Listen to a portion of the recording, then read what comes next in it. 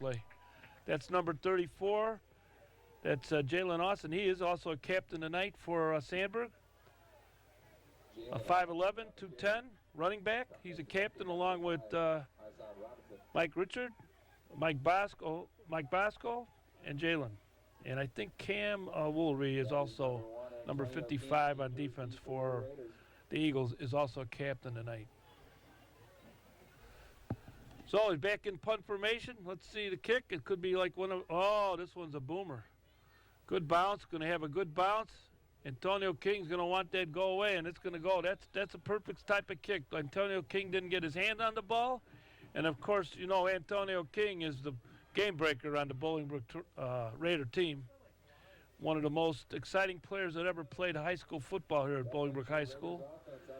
That's Antonio King, number 1. Antonio King Kong, we call him. So the Raiders take over. 9:15 left to go. Opening quarter. Again, we're watching Raider football on BCT TV, Channel 6, October 11th, Friday. Cold and clear night. First cold and clear night of the football season here. We've had rainy nights on the road, but the home games have been very nice weather all through the year. Home games are different. Away games have been a different story. So he had a flag on the play, blocking the back. Raider ball. Devin Suggs, Yale bound, quarterback, under center. There's a handoff. No, he's looking. He's got him wide open. He's got him. He just got it. Too long. He had King Kong wide open there. But Suggs displayed his arm, but he didn't need a little touch on that pass. It's Antonio King Kong. Exciting player here for the Raiders. He was wide open. He had a couple steps, and then that ball just sailed 50 yards over his head. But that's good. It showed a little razzmatazz on the first play for the Raiders. They're getting out of that run, then pass. Open it up a little bit. 2nd and 10. Handoff. Got some room, not much though. Gained about a half a yard if he got that much. Back up the line of scrimmage. See who's on the run on that play.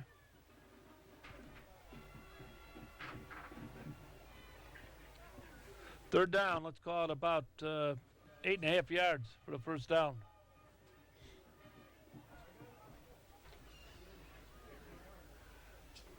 Sandburg dressed in their white uniforms, blue piping, looked like a little Leo Proviso East alma mater type. That's their colors. That's what they look like when they're on the field back in the day. Here you go, Suggs looking. He's got him again. He's got King again. If he just got to get it there. Oh, nice play. Nice close by see who closed on that ball. By the defender for Sandburg. Nice close on that. I think that was number 39. It's hard to read right here until he turns around. Let's see who that call was. Well, that was a beautiful breakup by number 38. Looks like I can get a read on the number now. 38 is Louis Tettis. Tettis Louis, I guess, would be 5'9", 160-pound junior. Nice play. Back in punting formation now for the Raiders. There's a rush. Got one up. A fair catch. Ball got out of his hand. Oh, the ref got none over. It probably helped the Eagles on the ref getting steamrolled on that play. So the ref, I'm trying to think if a ref should have been in that even position. He kind of was out of position. He should have been nowhere near that area there. But that's where he found himself. Sometimes you get cross-legged when you're a ref. What am I doing here? And he helped the Eagles, I think, regain control of that ball because the Raider defender pancaked them. First down and 10 on the 27-yard lines. We've had 2 punts here, 2 series of downs, 2 4-and-outs. Here's the handoff. Nope. The big Southmore's going to run a little bit, and he did a little bit. He gained about a yard and a half. That's a Southmore today. Kevin Zimmer 46, 6'4", 220, Southmore. So they're looking for big things for sure out of that kid in the next couple years. So Robinson on the play for the stop for the Raiders. Gain of 2, 2nd and 8, 29-yard line. Keep your eye on Zimmer. Let's see what he's got. You know, he's going up against a tough defense. Of course, if he played last week against Homewood, he knows that they're pretty tough too. But this is a tough defense. And next week, he's got the mother lode of them all, Lincoln Way East. And believe me, they're good. You know, in fact, in this conference, we have 3 out of the top 12 teams in the Chicagoland area in this conference. Lincoln Way East, Homewood Flossborough, and the Raiders. It's pretty much been in that order almost for the last several years. There's the crowd up there, you see. Cold night. That looks like the Sandburg crowd. And they've got some people out in the stands. Grandmothers, grandfathers, uncles, aunts, cousins. There's a pass, the big Southmore. Does he go? Nope, he overthrew his man. Well covered, though, by the Raiders. That's number 22 on the coverage. That's Justin Walters, who's being looked at by a lot of Big Ten schools as a DB. And he's only a junior, and they're looking at him hard. That's number 22, Justin Walters, probably our best defender in the backfield. All right, now we got Antonio King Kong. There's the Raider crowd. A little bit bigger crowd, not as many students as usual. It's a little cold, you know. Sometimes it's a little too cold for those guys. Can't handle it. So they're at home. Carving up pumpkins, I'm sure. There's Antonio King. That's their strategy in there. So far, it's working out pretty good. Almost, there's a block in the back. I said that was almost a block in the back. It was another block in the back. But if you see their strategy, they're pinning the ball off to the sideline and Antonio King, and they're going to their sideline. And they don't want Antonio to grab that ball because he's probably the most exciting player in the last 20 years to play with a ball in his hand, especially on a punt return. Dale Martin maybe was close. Antonio King, 1-2, 2-1, as far as the best punt returners and pure athletic cutters and speed. So we'll see if he gets the ball. They went to him twice in the opening three downs. He had his man beat twice. Just ball hung up, and one was overthrown by about 15 yards. 6:35 to go. 1st and 10 on the 20-yard line after the penalty. All right, we're going out line. Mrs. Black, he's got some room. He's got some room. This could be a Rutfest now. We'll see if he's got some speed. He's going to go, baby. He's going to go. That's number 26. That's Jaquan Howard, the Southmore, 5'5", Southmore. And ladies and gentlemen, boys and girls, that's a Raider touchdown. Raider touchdown. Jaquan Smith, 5'5", 150, Southmore. Showed his speed, and there's a Southmore. The Raiders they've had big things happen already this year with that kid. That's just another reason why they got so much hope for that kid. He's only 5'5", but he's got breakaway speed. And here goes the kick up by number 85 has been good. There could be a penalty on this. They won't go for 2. They're going to let this kid kick. He's a good kicker. That's Joseph Bayless, holding by Tran. Tran is a great athlete. He's the holder. Oh, they don't have Tran holding. They've got Tran might be hurt today, because they got Antonio King holding for him tonight. Tran is usually the holder, so that's something to note. Antonio King is holding, where Tran has been the holder all year. Let's see what happened here. But it's going to be a shorter little PAT. There's a C, got it down. Antonio King got it down, and the kick is good. So Bayless with another extra point kick. He's been pretty consistent all year. Haven't seen Antonio King, at least at home games, haven't seen him take the snaps, put the ball down and let the place kicker kick it. But he handled it flawlessly that time.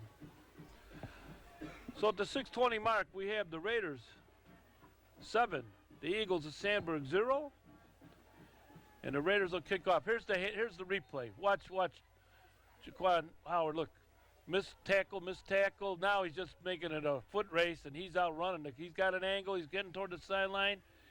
And number 1, that was Antonio King, ran right with him to give a little bit of blocking down the field off a 3.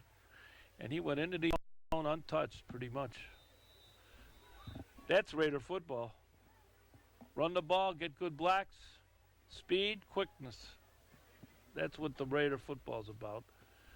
And then they got to get Antonio King. They open it up with a few long passes. Maybe that helped them break that run. All right, Bayless to kick off. So far, he's about 50% in the end zone, 50% not in the end zone. So let's see what happens. The wind tonight, there is a wind. And I don't know if it's coming out of the north. I would think so. It's probably in his face. And that ball's not going to get to the end zone. Around the 4-yard line. And here we come up the field, and there goes the Raiders special teams, and they got him down. Raiders. See, the Raiders have a lot of quickness. Just like Homewood's got a lot of quickness, Lincoln Way has quickness, and that quickness, boy, and they've got it from the top player to the bottom player, except for John Williams, who's 6'5", 310. I don't know how quick he is. He's a great blocker. And he's being looked at the Mid-America Conference. He's looking at schools in the Mid-America Conference. But he's an offensive tackle. But the Raiders usually in special teams, defensively, backs, ends, they have quickness. Speed kills. Here we go, handoff, stringing it around. Nice tackle. That's by the captain tonight, Demarion Hunter. I think it's number 2, Demarion Hunter it is. He's the captain tonight, senior. 5'9", 190, senior. All over the field when he's. Keep your eye on him. It's good to be home. Again, the Raiders traveled to Bradley Bourbonnais, won 35-3. That was that rainy Friday night. They had to play the game the next day. And then last week they played Lockport, and they won 29-14. So they're back at home after 2 weeks on the road. Homecoming, I believe. There's not much happening there. It's going to make it 3rd and long. And that's what the Raiders love, that 3rd and long. There's number 46. There's the officials for tonight's games. They got their gloves on tonight, as you can see. They got the gloves on. One guy's talking to this. They break the huddle, the Eagles. 2 wideouts either side. Quarterback's in the shotgun. Let's see, surveying the field, looking what he's got. He's got man-to-man coverage. Here goes a little pass, little kind of slip pattern. Nothing going on there. That's number 3 with the tackle. That's Malik Rainey.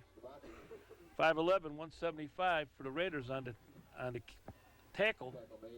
And that was a quick stop, and that's another 3 and out. And here we go to Antonio King Kong is up there. Let's see where he's going to go next. If his strategy is they're kicking away from him, Antonio, shade the field on their side. They're going to that sideline. Let's see. They'll probably do it again. But one of these things are going to go up the side of his foot. You can't keep doing this. Oh, that's a line drive right at him. Took it on the bounce. No, he got to. No, he grabbed the ball, but he fell down. Antonio King tried to make something out of nothing, and that's what he ended up with. But good kick again. That's been a bright spot here early on for the Eagles, keeping the ball out of Antonio King's hands where he can do anything with it, because he is electric on kick returns.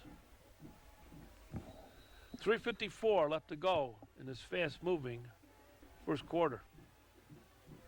Friday Night Lights, Bolingbrook TV, BCTV, Channel 6. We're live. We're going live to all you people out there at the Tent Toll or the Ashberries out there having a after-work cocktail. Here's the handoff. Again, coming on the outside. It's Williams again. He's getting to the outside. He's knocked out of bounds. Again, Howard, 5'5", 150 sophomore. Got to the outside. Good blocking. Borland with a nice block, tight end. They're finding some health on that left side of the line and going wide. First down, Raiders on the 45-yard line, 55 yards from pay dirt. 3:46 left in the first quarter.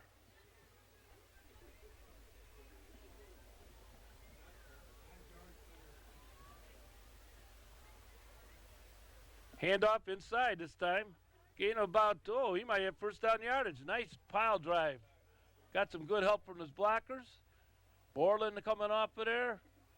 Big John Williams, 75. Nice run. I think that was, I'm trying to think who that was.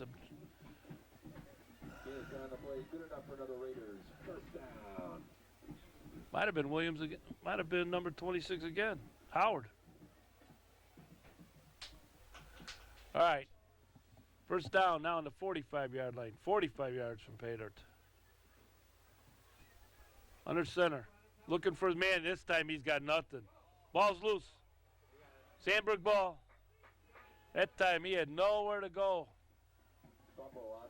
Devin Suggs had nowhere to go on that one. Watch the replay on this one. He just got hammered. And that was a great rush. That was number 66 on the rush. And that's 6'3", 225-pound senior Dylan Goodsell.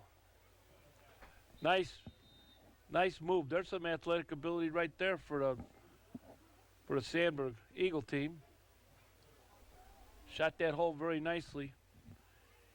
And power drive Devin Suggs into the black turf, and he coughed it up. First and 10 now. 49-yard line. Sandburg. Headed outside. It looks like they had enough of the, going to go to the pass a little bit more here to open it up. That's gain of about 4 or 5 yards. Number 3. That's 5'10" junior Dylan Siegel. Also doubles as a safety. In fact, he might have broke up that pass play in the second set of downs. First set of downs, actually, to Antonio King Kong. Makes it 2nd and 7. 48-yard line. Looking. There it is. Long pass. Nope. He had nothing going there. He's double covered. Sideline was his friend. Incomplete pass. It's going to bring up 3rd and 7. Well, we've had 2 passes out of the 3. Out of the 2 for 2. 3rd down play. What's the call? 46 again. Kevin Zimmer replaced Jack Shelton. Jack Shelton was the quarterback, and now they went to the sophomore. Shelton was 6'4", 180. Good size for him, too. Pair of 6'4" quarterbacks. One's a senior and one's a sophomore. They're going with the sophomore tonight. Here we go. That's the one outside. He dribbled the ball. Looks like that could have been, let's see, incomplete. Officials calling incomplete right away. No backward forward pass. So that brings up 4th down. And it's Antonio King Kong time again. King going back there again. Get this punt. 3 minutes left to go in this first quarter.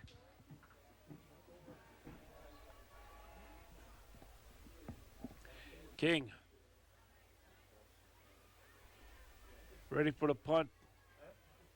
Let's see if they get a spring on it for one. See if the line drive to them or where they're going with it. They're going to the other sideline. He's going to sideline to sideline. It's going to the end zone. It's coming out. So far, that's the positive here for the Eagles. They haven't given King a chance to return a football down the field yet. And I believe that would be my game plan if I was game planning against the Raiders. Don't let King beat you. Don't let him get ahead of steam. Don't let that talent show out. Got to bottle it up. Don't take them out of the game, and that's what they're doing right now to Antonio King Kong. 2:53 left to go. First quarter.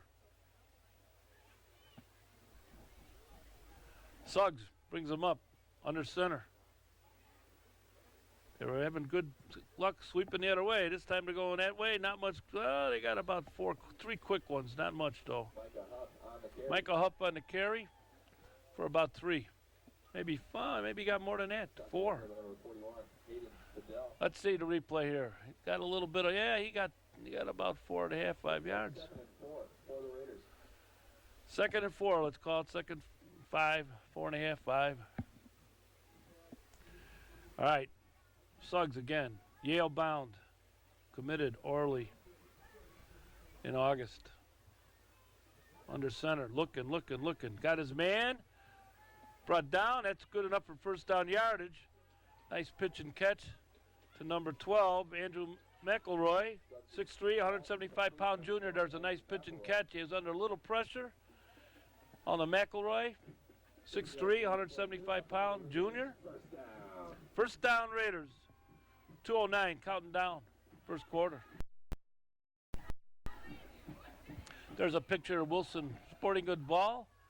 They said be headquartered, or they might still be in River Grove, Illinois, down the street from Triton College.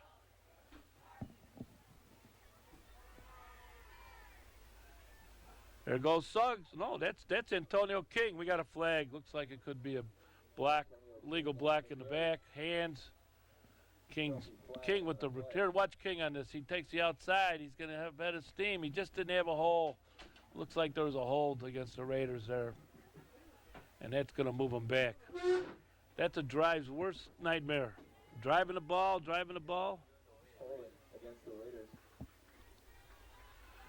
All right, let's see if they come back to the left side of the line. They've had good success with that sweep. Let's see if they try to do it again. You know, Jaquan Howard's had a lot of good things happening for him. There's the football again. There's the coaching staff of Sandburg up there. You can see people got their hoods on tonight. A little far cry from August 30th. When we're out here, it was 88, 85 degrees.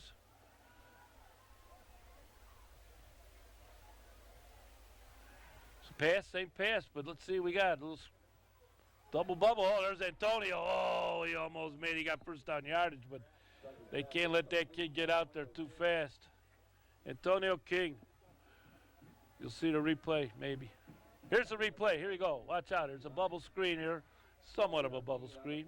There's Antonio King with a blocker out in front, and he broke through 4 guys on the Eagles, and he just got tackled by a shoestring. That would have been all he needed. Touchdown. So they got to get him the ball, obviously. He's the game breaker. They got him outside one-on-one. This kid better be good and be across from him because he's going to go right by him. Let's see, they're looking. They're coming around the side again. They're having good success on this side, but got hog-tied by number 48 of the Eagles. That's Jimmy Roach. 6'1", 165-pound linebacker, junior, Jimmy Roach. So they've got some underclassmen on this Eagle team.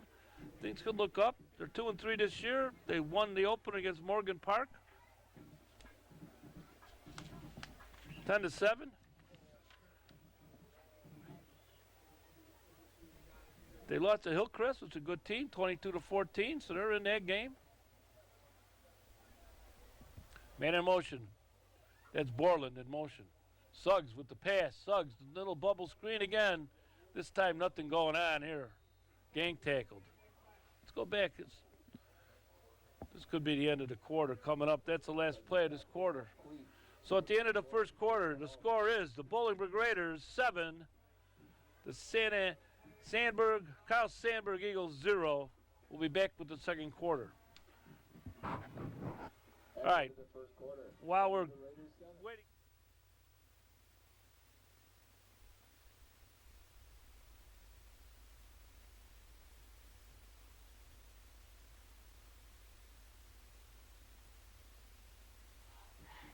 Sandburg played opening day, August 30th, against Morgan Park, 10-7. They won. They lost the next game at Hillcrest, 22-14. Then they played Lincoln Way West. They lost 21-0. There's the cheerleaders tonight on a cold night. They're bundled up a little bit. Homecoming week. Then they went to Stagg, and they won 30-6. They went to Lockport. They lost 28-21, and then last week, of course, they played home with Flossmoor 34-0. There's a homecoming crowd. The crowd's filled in quite nicely now. They went out and got their hand warmers. Come in. This crowd's they'll be a Bolingbrook-sized crowd now. 3rd and 10 on the opening play coming up here in the second quarter.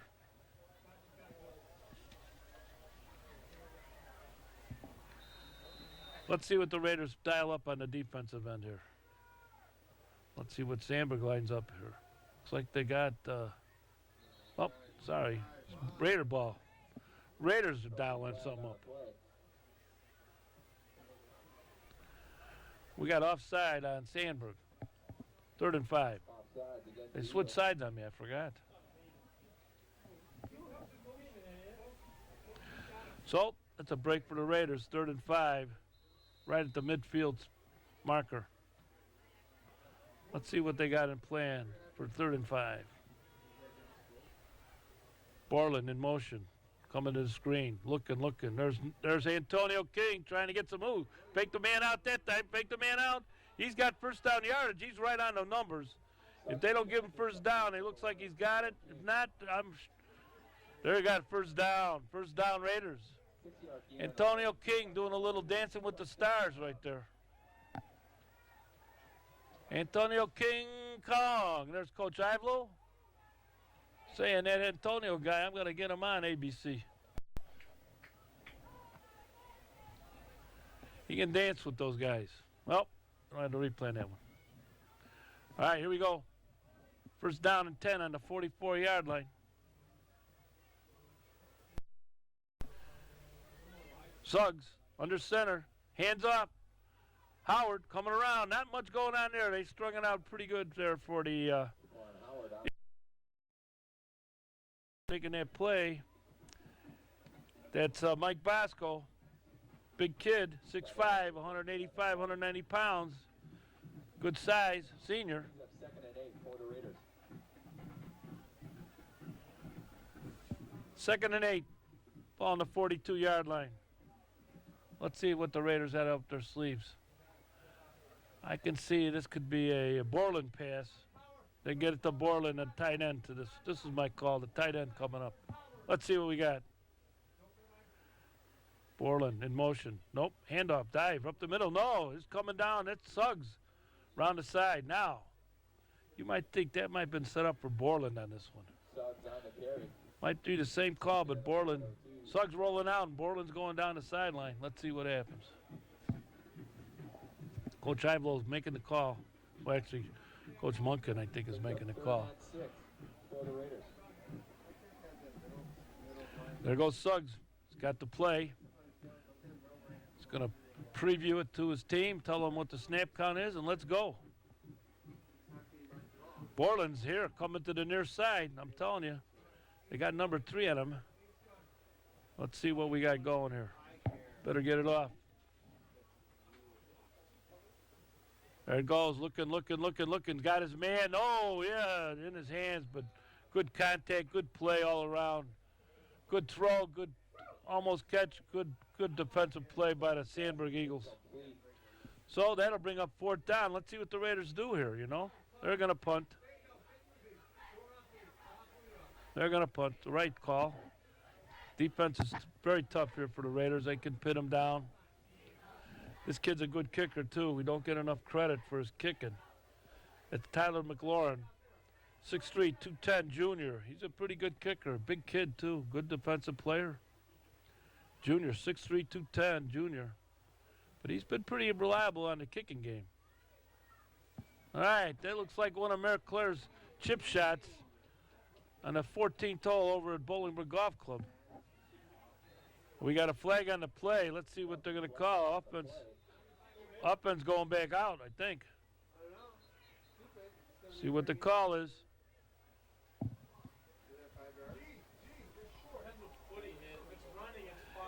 All right, if it's 5, it's going to be 4th and 1. If it's not running, if it's intentional, this will be first down yardage. But 4th and 1, you might see Coach Ivlo go at 4th and 1. We'll see. If they've called a 5-yard penalty, I think it's 1 yard short. It'll be a 4th and 1 if they take the call. Running into the kicker. Let's see, they're waiting. Looks like they're out there waiting for a bus. Get on that corner. Let's see who's coming out. 40-yard penalty? No way. It's 15. 15-yard penalty on the play. And an out-of-back Raiders. Well, we got our call. How's that possible? It's running into the kicker. Not roughing the kicker. Well, they got the 15-yard version versus the 5-yard version. I don't think we have a replay on that one. Probably better off if we don't. 1st and 10 on the 25. Here goes Howard to the outside. Howard coming back the other way. Howard trying to get up the middle. Howard spinning, still Howard spinning. Look at Howard spinning, moving. He's still dragged down. Howard dragged down. That was a pretty nifty play, even though they only gained about maybe 3 yards, 4 yards on it. But there's a lot of the Three Stooges involved in that one, man. He was spinning all over the place. 2nd and 7 after all that. 3-yard gain.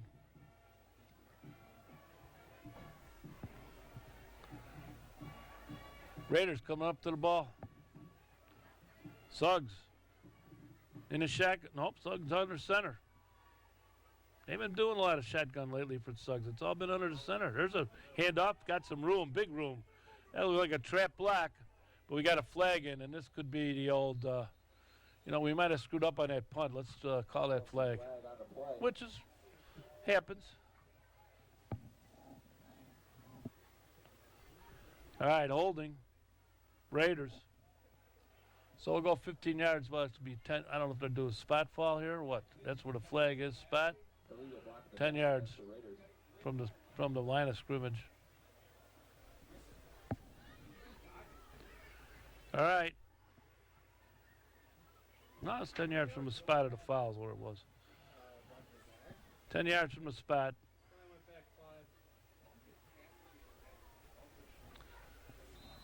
9 minutes down. 2nd quarter, Raiders 7. The Eagles of Sandburg 0.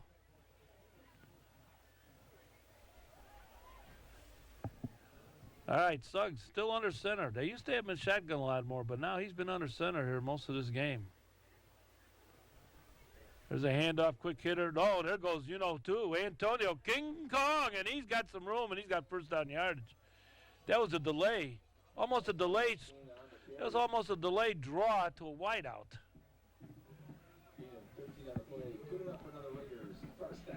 1st down Raiders. Antonio King. Speed. Hurts. That was like a delayed draw to the wideout. And he got 1st down yardage, Antonio did. We're knocking on the door. We can get a 1st down. It's 1st and goal, 1st and 10 on the 11-yard line. Get a 1st down on the 1. Let's see what we call here. Under center again. Up, little mix-up on the handoff to Howard. There was a little bad timing there going on there. You can watch. He had to introduce himself on the handoff. He said, "Hey, my name's Devin Suggs. What are you doing here?" Howard on the carry. Ran right through him. Coach Ivelo didn't like that. All right, Devin Suggs, number 14. 6'5", 215. Good height. Big, strong kid. Looking. He's in the shotgun now. Looking. Got his man on a bad throw. He had timing wasn't right there. The throw was off. Not much going on there. 3rd and 13, that is, on this drive. 7:17 left to go. Clock stopped right now. Can get a 1st down on the 1-yard line. Let's see what we do. There's Coach Core there, looking with got his hood on. Coach Ivelo with his traditional shorts in the cold weather. Wouldn't have it any other way.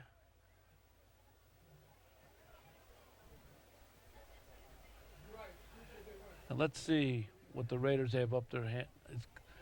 Antonio is on the near side of your screen, down the low bottom of your screen there, number 1, Antonio King Kong. There's a motion that's Trevor Borland. That was somebody jumped for the Raiders offensive line. Flag on the play. That'll bring up 3rd and 12, 3rd and 13. Still can get a first down on the 1-yard line if we can see it with binoculars. Yep. A lot of hands going up. What? Who, me? All right. Coach Ivel's out there wondering what's going on here. Well, let's see what kind of play they got here for 3rd and 14. 7:16 left to go in the second quarter.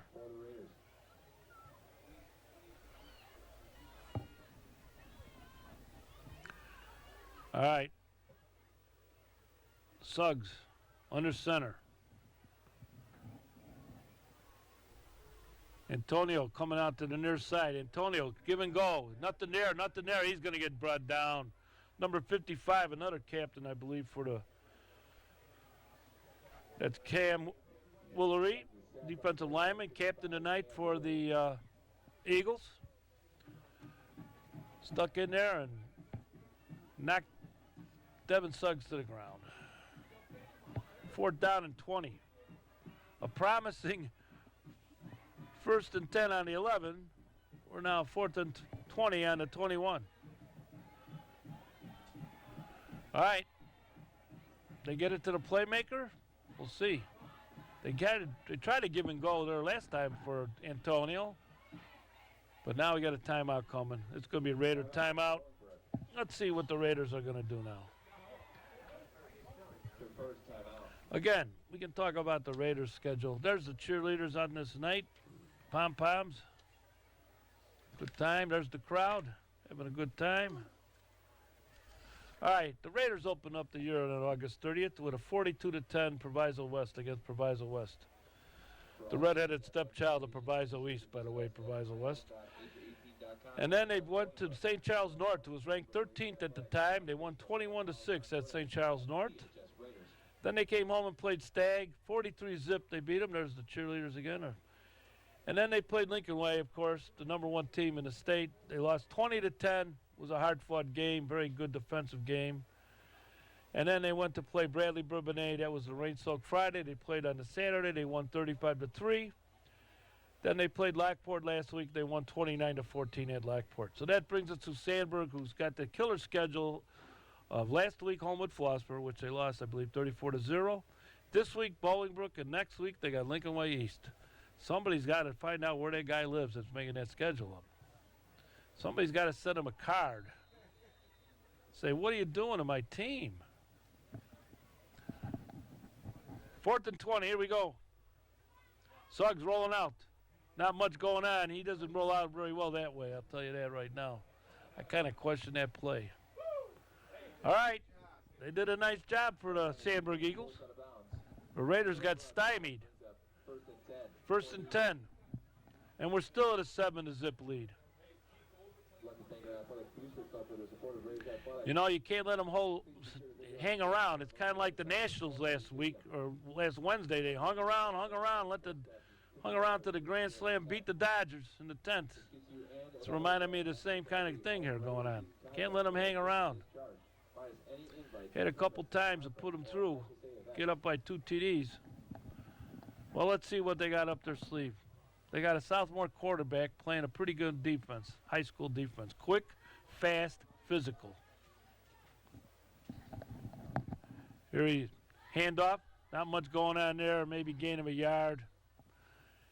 So they're going to have to figure out a way to open it up a little bit and see what their wideouts can do against our DBs. If they get some pass protection, maybe. I don't know. That's another concern, if they're going to be able to hold our pass rushers at bay. But they can't keep 1 yard in us to death, or this game's going to be, at some point, not going to work.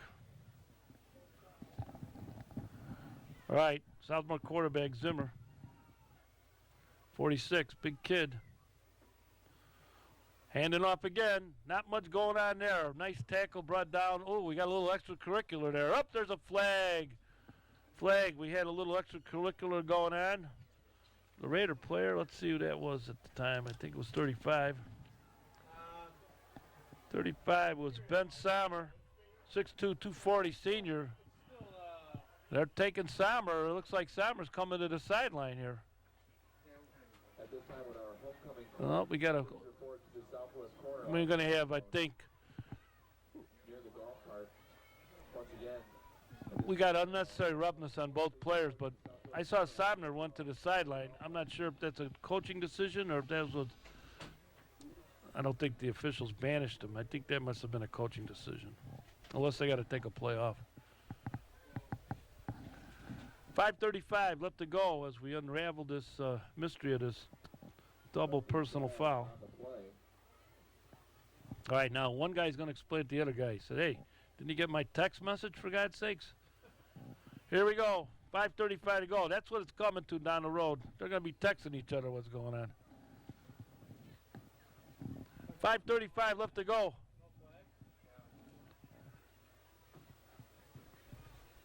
We're trying to get this straight here. We don't have them mic'd up tonight, so it's hard to get the hand signals. I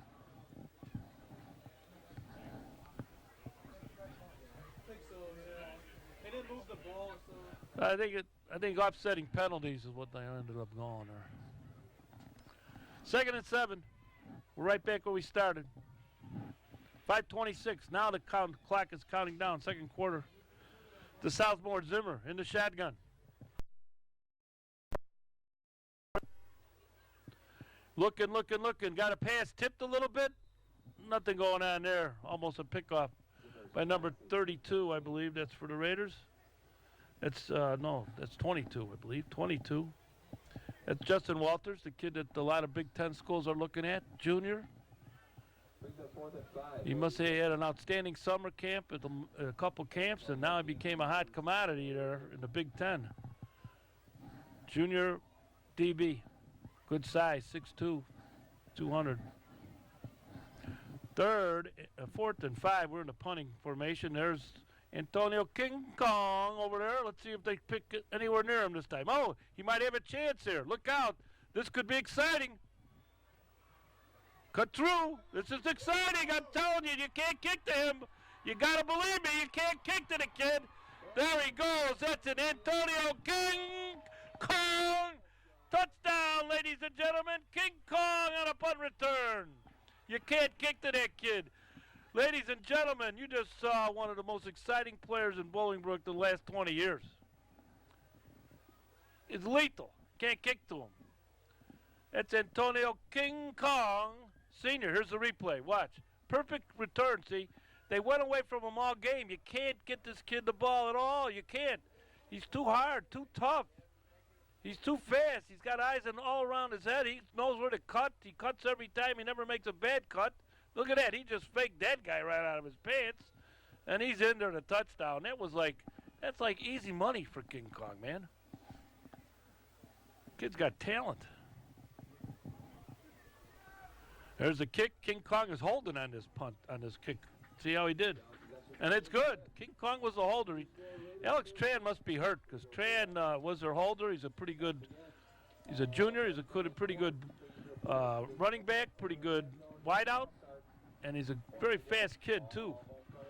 But you just saw the power of Antonio King Kong right there. That kid, you cannot kick to him. So with 4:54 left to go, the Raiders now took that 14-0 lead, and let's not call them the Dodgers anymore.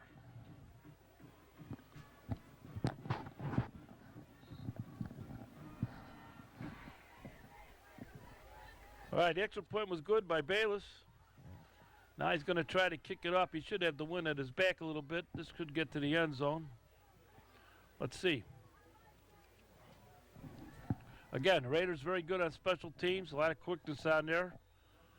They know how to play this. A lot of good tacklers throughout the year we've seen. Don't want to jinx them. Bayless waiting for the TV timeout. Okay, we're all ready to go. There's a kick, almost the end zone. He's going to get, and it's going to go. Ooh, it could have went out of bounds. I would have tried to chance that one. Nice move there, and he gets good yardage actually. Kid got good yardage. Didn't do that good a job the special teams there. So it'll be the Eagles' ball, 1st and 10. Yep. It's going to be about the 20, I don't know, let's call it the 24-yard line. 24 and a half. 1st and 10.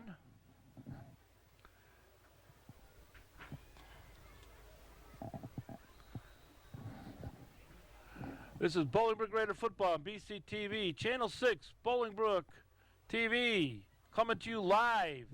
Live if you're at home.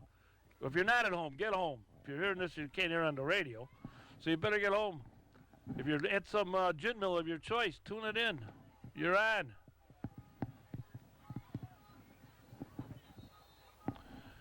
We might do a section next week, a week of cards and letters. I'm waiting for the producer to come back with my mail bag of cards and letters.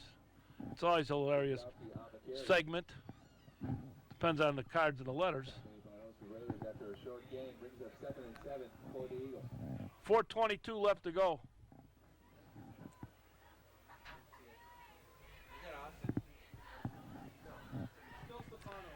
All right, here goes Zimmer again. Southmore. So far, they haven't unleashed them. You know, they really haven't. They've been pretty vanilla on this attack. Got to throwing it up there, and that could be, I don't know. Did he catch it? It did catch it. That might have been Walters. Now you know why these Big Ten scouts are looking at him. He picked that ball right off the ground. Number 3, Malik Rainey. No, it wasn't Walters. It was Rainey. Number 3, Malik Rainey, 5'11", 175-pound junior. Him and Walters are juniors. They're both coming back. And that was a nice place. Watch this replay. He picks this thing off the ground, and there's no review on this. He got it. He just made a better catch than the wideout did. Nice position, nice grab, held the ball up. Beautiful play. Well, Raider ball again. 1st and 10 on the 49-yard line. 49 yards. He's got some room here. Suggs got a lot of room. Suggs racing down there. Suggs shows his speed. You know, that kid's 6'5", 215, but when he gets out of steam going, he can go. His sister was a great basketball player at Duke, just graduated last year. She played at Homewood Flossmoor. She played some at Bolingbrook, then went to Homewood Flossmoor to play her basketball. When Tony Smith left for Homewood Flossmoor, Devin Suggs' sister went to Homewood Flossmoor and then went on to Duke, where she played 4 years at Duke. 3:50 left to go. Suggs under center. Hand off. Nope. Hold the ball. He's got his man. Oh, he didn't have time, but he had King Kong open. Middle of the field. Antonio King Kong was open. But didn't have enough time.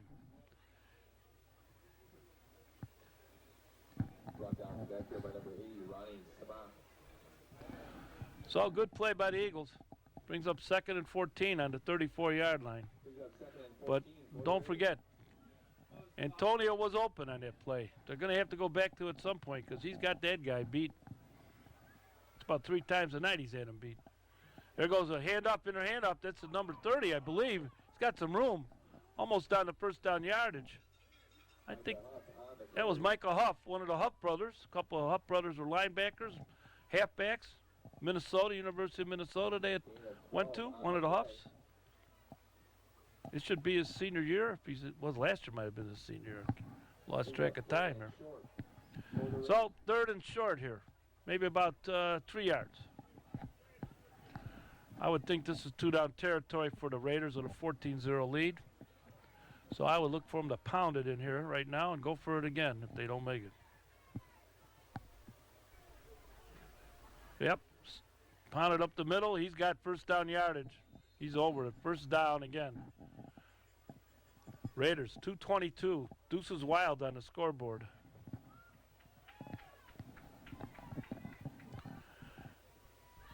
Hey, there's Tran, number 11. I guess he's just got demoted from handling the kick holder job.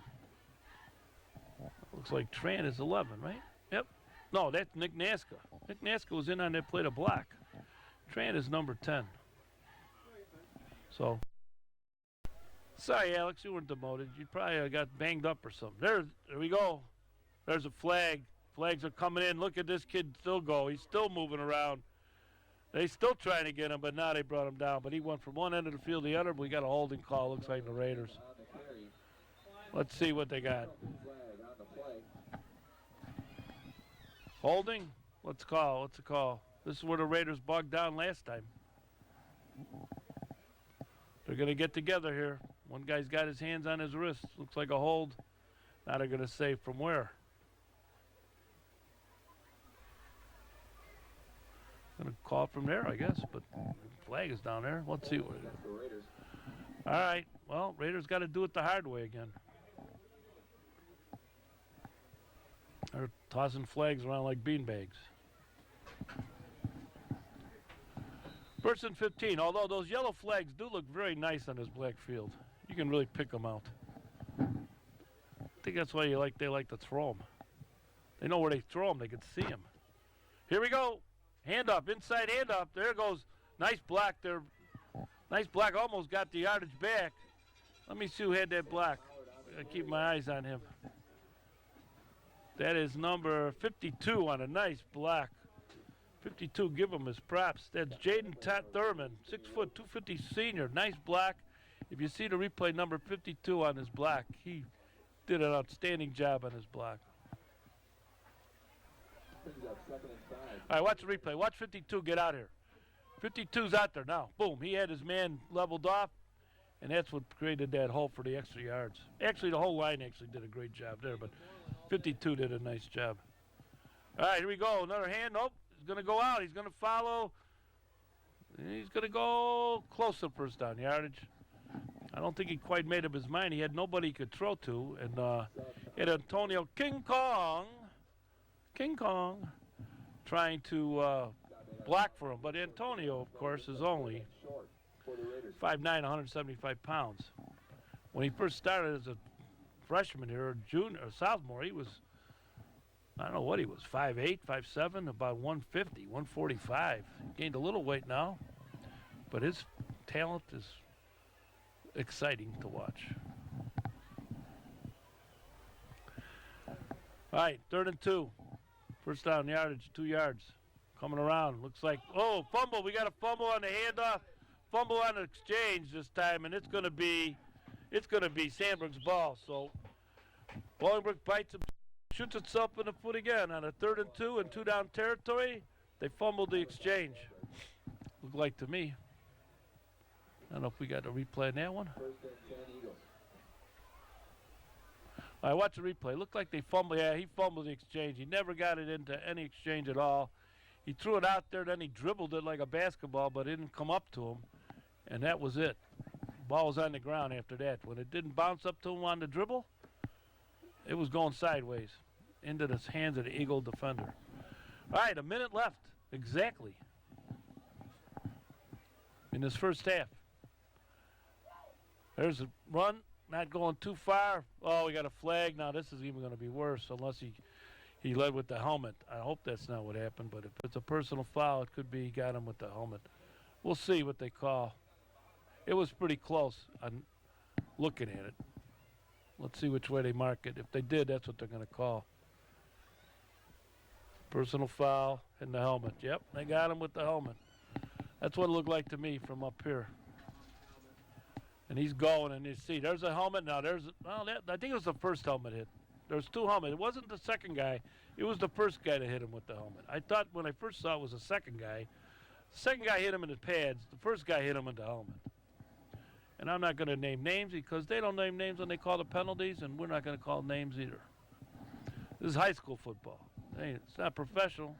They're not getting paid. All right, 1st and 10 on the 26. The Eagles have a second life here again. Get back in this ball game. Zimmer. Handing off. Not much going on here. The Raiders stopped them. They're going to have to open up this game somewhere. Witkowski's on the carry. But I guess not with their backs to the end zone here. I guess that's not a good time. Get back at halftime and regroup and figure out what kind of pass plays are going to work against this Raider defense. This could be the last play. Not much happening here. Let's see if they get up to the line of scrimmage and run one more play. Here comes the quarterback Zimmer. They're waiting for him. He got the word. Here's the play. I'm taking a knee. That's good. See? That's the end of the game. That's it, what's going to happen. Let's see, they're hustling up here now. 8 seconds. 5 seconds on the clock. He got the handoff up. Now, nobody was there. So that's it. He's going to go back. Now, there's a host of Raiders coming now. And that's going to be the end of the half with your score. On BCTV, Channel 6, Raider football. The Raiders 14, the Eagles of Sandburg 0. We'll be right back with the second half shortly. Stay tuned.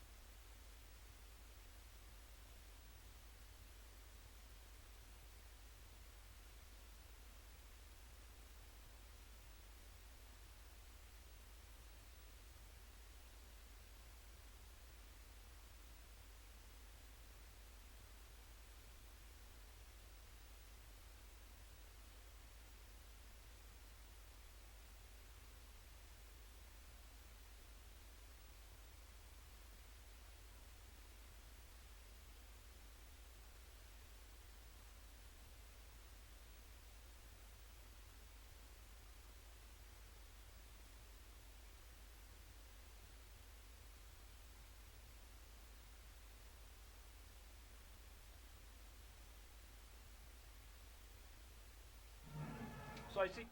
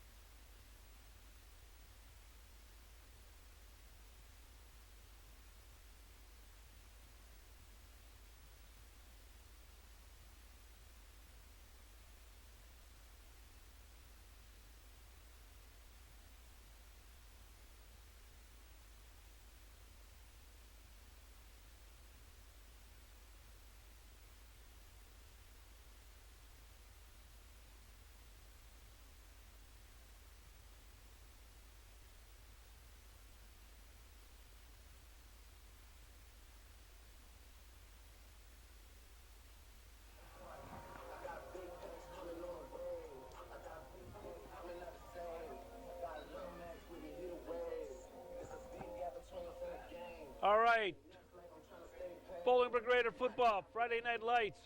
Raider football, BCTV, Channel 6. It's Friday night, October 11th. First cold winter fall day I guess you got to call it. Stiff wind coming out of the north. Game time, there's the moon, I believe. I think that's the moon. That's a pretty looking moon. Well, it's a clear night, but it's cold, windy. So let's give it to all the camera people out in the field. We got people up in the upper deck. We're going to acknowledge those folks a little later tonight, but somebody's out there providing these pictures for you. Same with that moon picture. That's one heck of a picture. Well, we're going to start the second half. The Raiders are leading 14-0. They're going to get the ball. They're going to accept the second half kickoff. And we're going to go. Sandburg Eagles 2-3 on the season, coming off a 34-0 loss at home with Flossburg last week. And the Raiders 4-1, coming off 2 wins, both on the road, 35-3 at Bradley Bourbonnais, and then last week 29-14 at Lockport. Here we go with the second half. The Raiders have pretty much shut everything down. Here we got an onside kick, but there's something going on here. It looks like somebody jumped offside already. So if that was an onside kick, or maybe the whistle blew and he just stopped his momentum. It's hard to tell. But if it was an onside kick, I got to say, they got to try something. They got to push it out here. 14-0, they're not going to get it with 2 yards in a cloud of dust. So they're going to have to try something, and I give them credit for trying an onside kick, a perfect time to do it, get some momentum, but it didn't get executed correctly. It looked like everybody wasn't on the same page on that kick. Let's see now what they're going to do. We got Antonio King back there. I don't know if he is back there on the kickoffs. Oh, the ball kind of... Oh, we got another flag on the play here. Something. I think I don't know what happened here. He missed the ball, or he kicked the tee, or what he did. I don't know what went on. I think the ball got blown off the tee is what I think happened, and the ref stopped it. I think that's what happened on that play. First play, I think there was a little bit of a problem with the procedure. This time the ball blew off the tee, and the official stepped in. There's no penalty on the play. The ball just blew in. Now they're going to have one of the Eagle players hold the ball, which is always the most thankless job in football right here. One of the most thankless jobs in football right here. You got to hold this ball, then you got to get up and face somebody downfield. Here we go. Let's see if we get this right now. Whoop, he lost a finger. No, he's okay. That's going back to the sidelines. Let's see. We got a run back coming. This could be Tran. I'm not trying. Who is this right here? Number 2? No, number 8. It's number 8. It's Robert Mims. 6 foot, 175 pounds. Robert Mims on the kickoff. They save Antonio King Kong for the punt. And on the field, they let somebody else handle those kickoff duties. All right, Raider ball. Out on the 22, 1st and 10. There's the Raider offensive line. It did a pretty good job in this first half. There's Antonio King coming out to the near side. Just getting the okay. Suggs, 6'5", 215 quarterback, Yale bound, under center. The Raider ball, they're going to get it right over to Antonio King. He's trying to get outside. He's got some room here. Got some room. He's going to cut again. I'm telling you right now, Antonio King, watch these cuts coming up. This kid's one of the best cutters I've ever seen play here at Bolingbrook High School. That's Antonio King Kong. Antonio King. Shows it again. Yeah, inside counter play. Antonio King took it around for big yards. But you know, the kid sets up his block so well, and he cuts. He's got that in the back of his head. I'll be interested to see where that kid goes to college, where he plays college football at, because he's going to be a returner. Some school's going to take a shot at Antonio King Kong. 11-14, here we go. Another handoff to King. He's going to show his toughness running inside on this one. Drop down. After a gain of about 5 yards, 6 yards, let's see what he got. Maybe only 3 yards. A little bit off on the marking for me. 2nd and 7, gain of 3. All right, Suggs Looking for number 14, that's Suggs, 6'5", 215. Father Schaefer Suggs played for the New York Jets. He used to say the greatest thing about playing with Joe Namath is every Monday he'd come home with a case of Aquavelva. True story. Oh, and he got met that one. He got separated. That's 66. Looked like Ray Nitschke on that play, I'll tell you that. Number 66 wearing the number. King Kong got blasted. 6'3", 225. That's Dylan Goodsell, and he got blasted. Welcome to the NFL, high school style. Yep, that one got him. Let's hope he's okay. But he probably hasn't got hit that hard in his whole career. But he went inside. They tried to showcase a little bit of maybe toughness in the inside, and he got nailed. Dylan Goodsell on the tackle, 66, Ray Nitschke's old number. Played like Ray Nitschke. Ray Nitschke, of course, a Proviso East grad, for all you people in the press box. There you go. Yeah, Ray Nitschke was a Pirate back in the 60s, 59, 58. Played for Andy Pupilis at Proviso East. Andy Pupilis, of course, was a Heisman Trophy guy at Notre Dame. Was a college all-star MVP when the college all-stars used to play the pros. That's Andy Pupilis. He was about the same size as Antonio King, Andy Pupilis, about 5'7", 165. But he ended up being MVP of the college all-star game. Notre Dame. Here we go, Suggs. Gonna have to deal with it on his own now.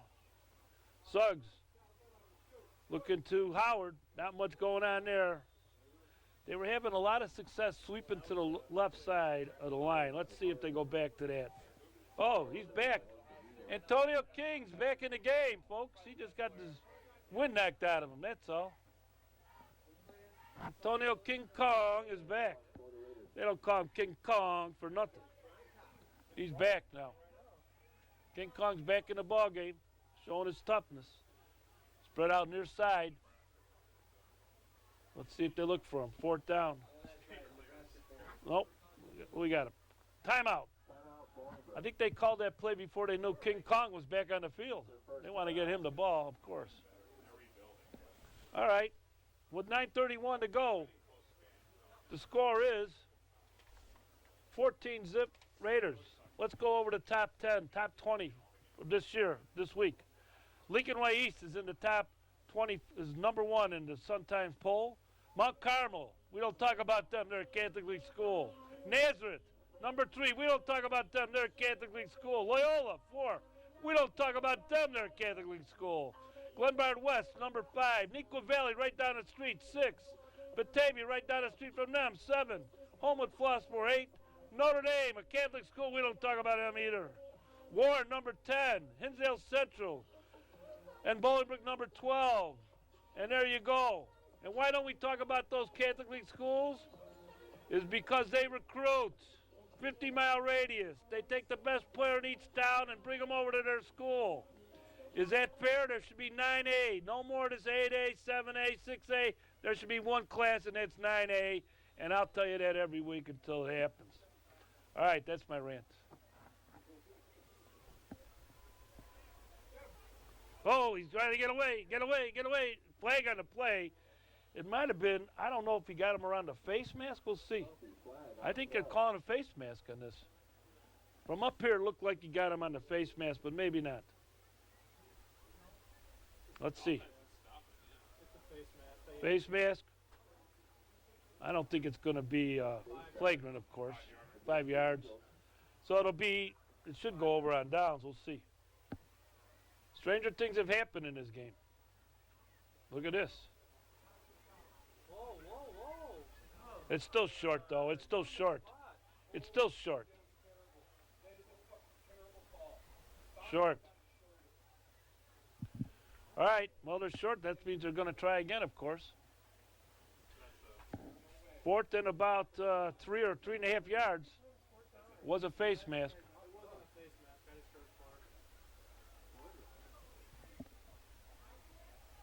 Here we go. Raiders, 9:24 left to go. Third quarter. 4th and 3 on their own 20.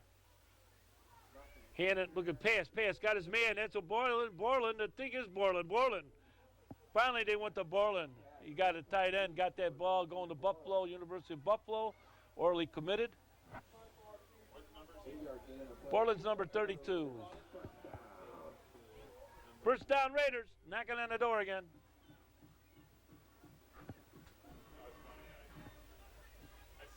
Your attention. O'Keefe's first has been found as the home to the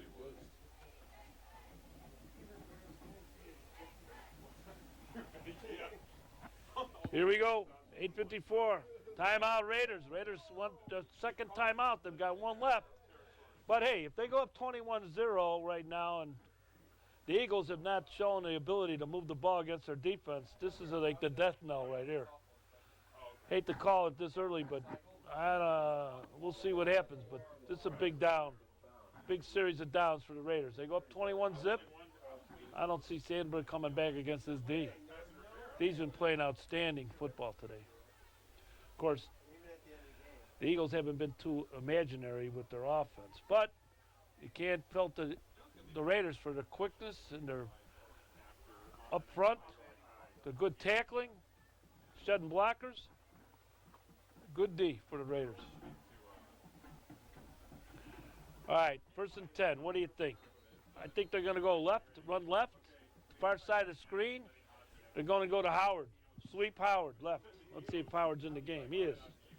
I think they're going to sweep left. Antonio's going to take that guy out, get him out of the way, and then they're going to sweep left to Howard. Let's see what happens.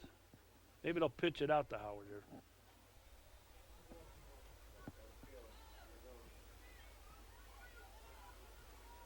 Here's a snap under center. Here comes the next blocker. Let's see. Oh, no, he's going out. They're going out that way. It's going to be Suggs, though, but nice tackle. Nice tackle. Nice tackle. Is that 55 on that tackle? I think it was. That's Cam Woolley. If he was out there, he went a long way from the defensive line. They got some good players at 66. He hit like Nitschke, Ray Nitschke, the old Hall of Famer NFL player, provides Louis Pirate. Can't say that enough. Was a quarterback at Proviso East and a fullback. Switched them around. And also a great basketball player, by the way. Yep. Here goes Suggs.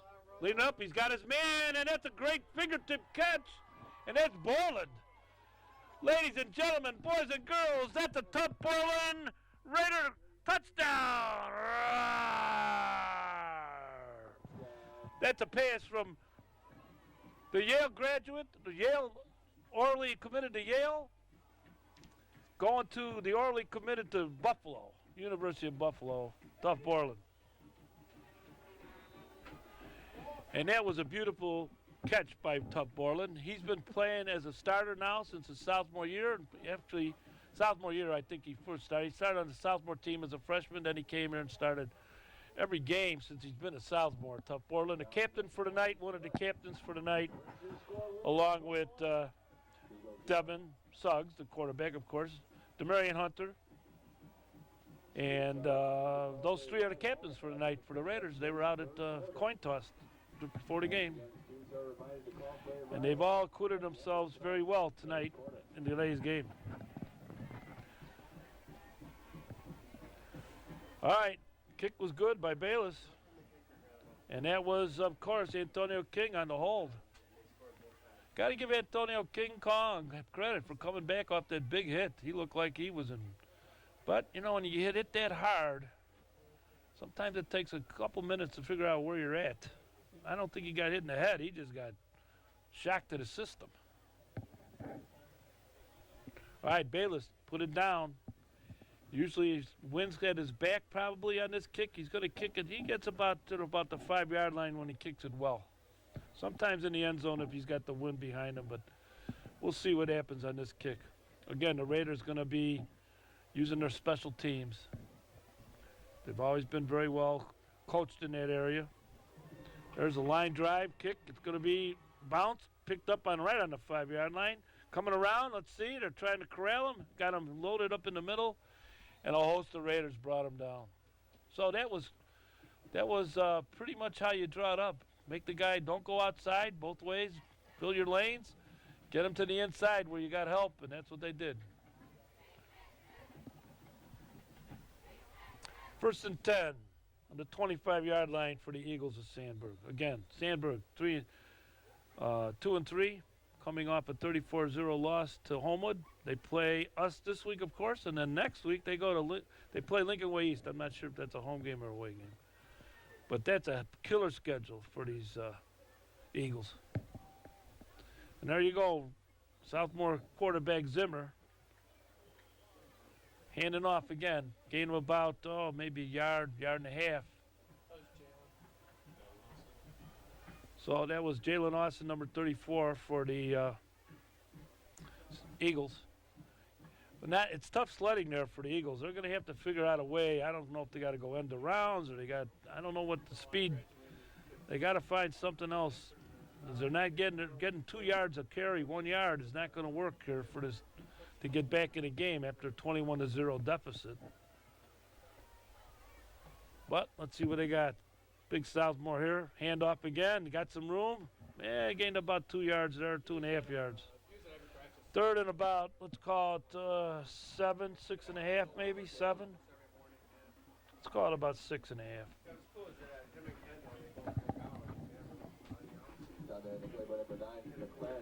All right, clock ticking down. 6:51 left to go in this 3rd quarter. Again, this conference, Sandburg's in as Lincoln Way East, the #1 team in the state, in the Chicagoland area also. Then you got Homewood Flossmoor, number 8, and then you also have the Raiders at number 13. So it's a tough conference for them to make hay in, that's for sure. There's a loft up the middle. Fingertip, almost fingertip, good coverage on the Raiders. Fingertip, that is number 29. That's Devin Pringle. Devin Pringle, the 6-foot, 160-pound junior. His brother last year was a running back for the Raiders. He went on to play, I think, Eastern Tennessee. We got a pass interference call on the Raiders. Not sure who that was against. So here we go. It's all new life. I'm not sure how many first downs the Eagles have had this game. It might be like they're under 5, I believe, but that might be one of them to start the half here. 6:23 left to go, 3rd quarter. 1st and 10 on the 43. A ball's way up in the air there. Nobody got that one. Threw it into the stands, almost. Good bounce. 2nd down and 10.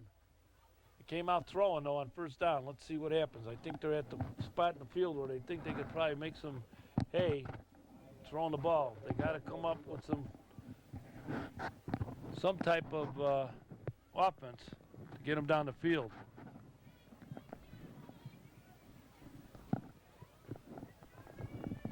Second and 10, Zimmer.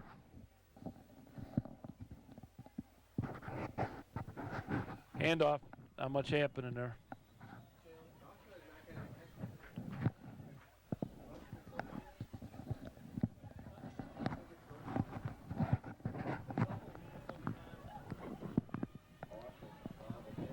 All right, that was Austin on the carry. Not much going on there. Maybe gain of a half a yard. 3rd down and 9.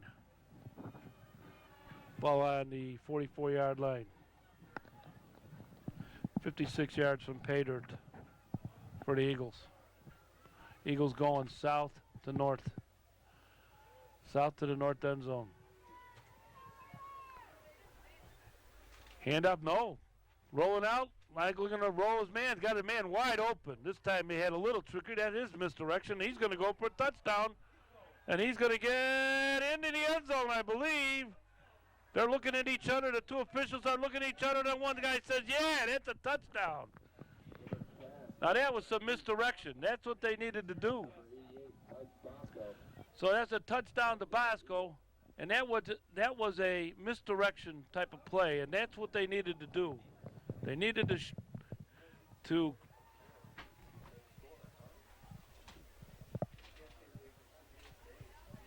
They needed that. They needed misdirection because when the Raiders they pursued the ball so well, they faked back and misdirected, and he was wide open, and he went into the end zone pretty much untouched. But that was what happened. Backs down. Let's see, the kick is up and looks good from here. Scored. Extra point is no good. No good. Wow. That makes the score 21-6. Well, I'm not down on the field. It's hard to tell from up here, but it looked close enough. Well, now they put it on the scoreboard as a 7, but it's 21-6. That was not it. Extra point was no good. 21-6. 5:19 left to go, third quarter. So the Eagles are on the board. Give them some momentum here.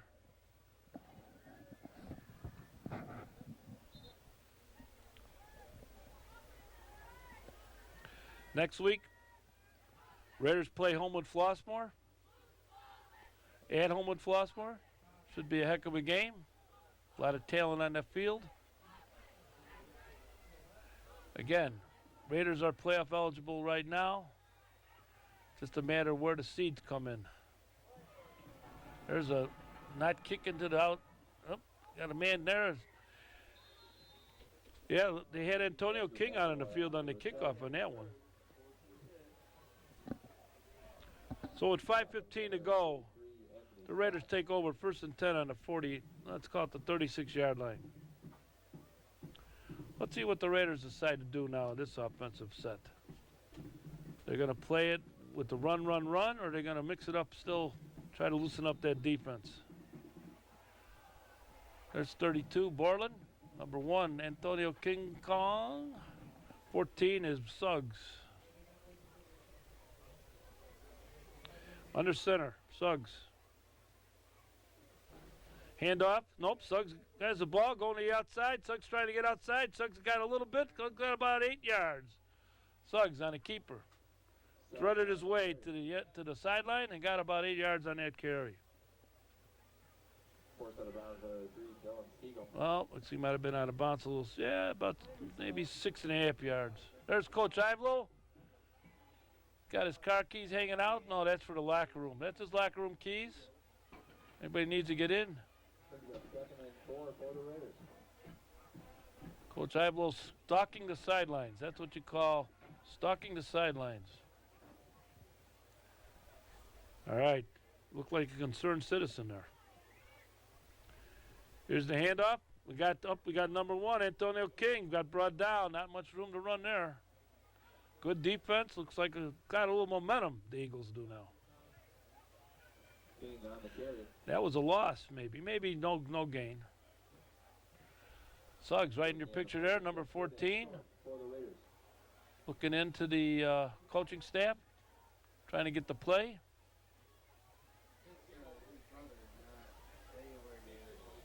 Here we go, number 24 into the ball game.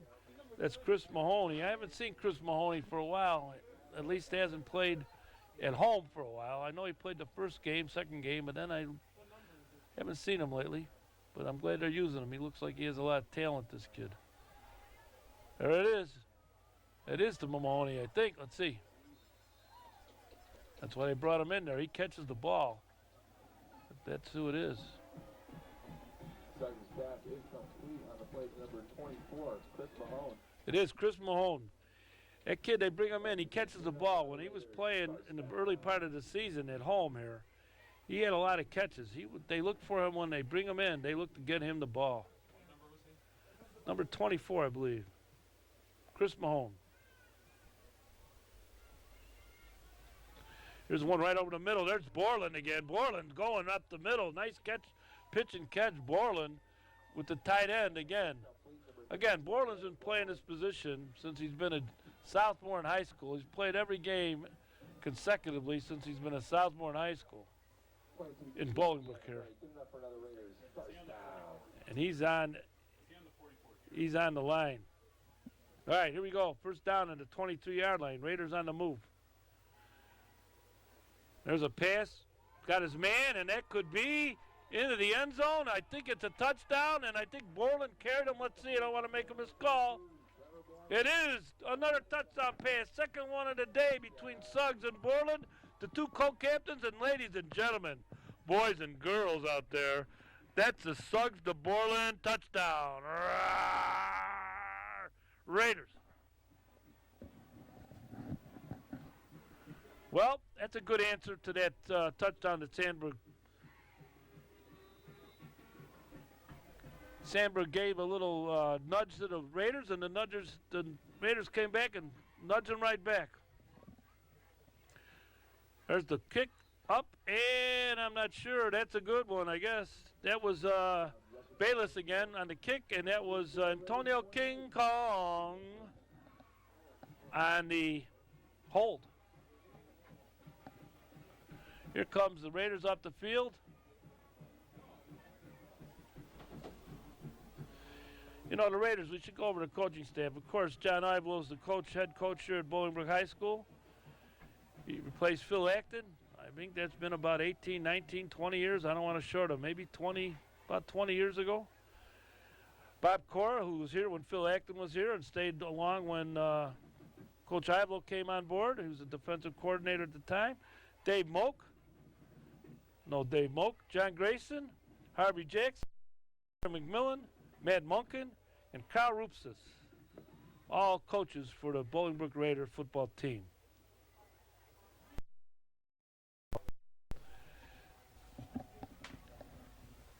With 3:27 left to go in this third quarter, the Raiders will kick off leading 28-6.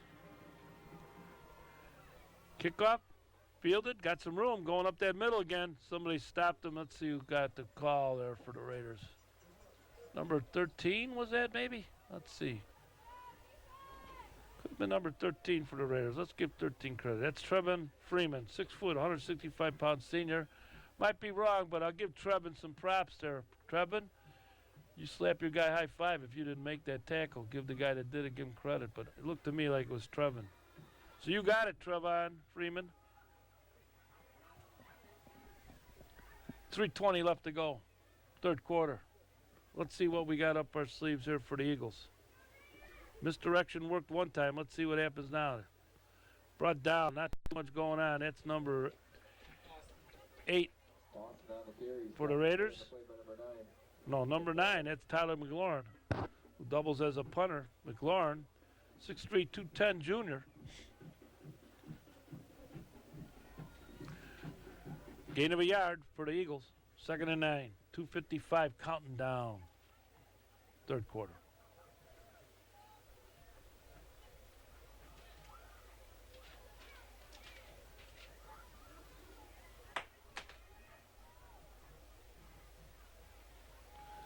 There you go. 25 threading his way along. Not much happening. Number 7 on the tackle. That's Jacob Saldana, 5'11", 175-pound senior. The tackle. Third and, let's say, call it a 6. Long 6. Let's see what they got. Last time they did a little misdirection. Let's see what's coming off now. Number 30 coming off the field for the Raiders.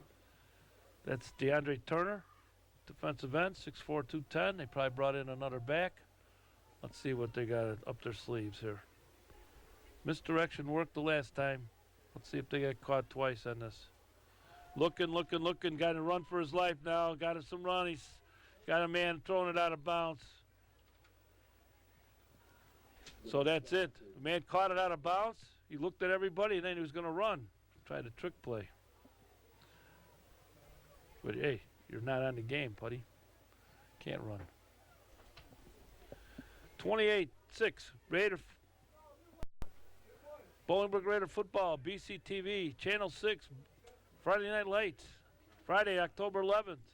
Raiders versus the Carl Sandburg Eagles. They're having a discussion up there. What's going on? They're giving her the options here. Waving off the flag. go penalty on the fifth play. Waving off the flag, no penalty. Play stands. 4th and 6. The 28-yard line, punting time. Let's see. You know who's out there. It's Antonio King Kong. Let's see what they want to do here. Will they test Antonio? I'd kick it back before I kicked it out there. Here we go. 3 weeks ago, Lincoln Way kicked to him on the 5-yard line. They could have just kicked it all the way out of the ballpark, and they kicked it to him, and he ran it back 96 yards for the TD. But not this time. They're going out of bounds. That looked like one of Mayor Claire's drives on the 6th hole at Bolingbrook Golf Club. That's how the mayor hits him. A little thin, they say. 1:40 to go. Ball on the 50. Nose on the 50-yard line. 1:40 to go.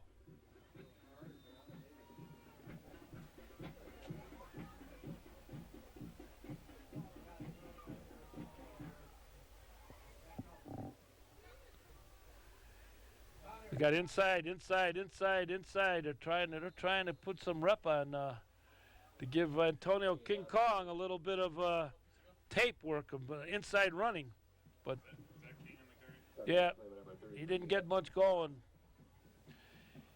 He needs a little bit of a hole. I like that wide out draw they ran in the first half. The wide out draw, they held the ball and then they gave it to him on like a drop play, a wide out draw.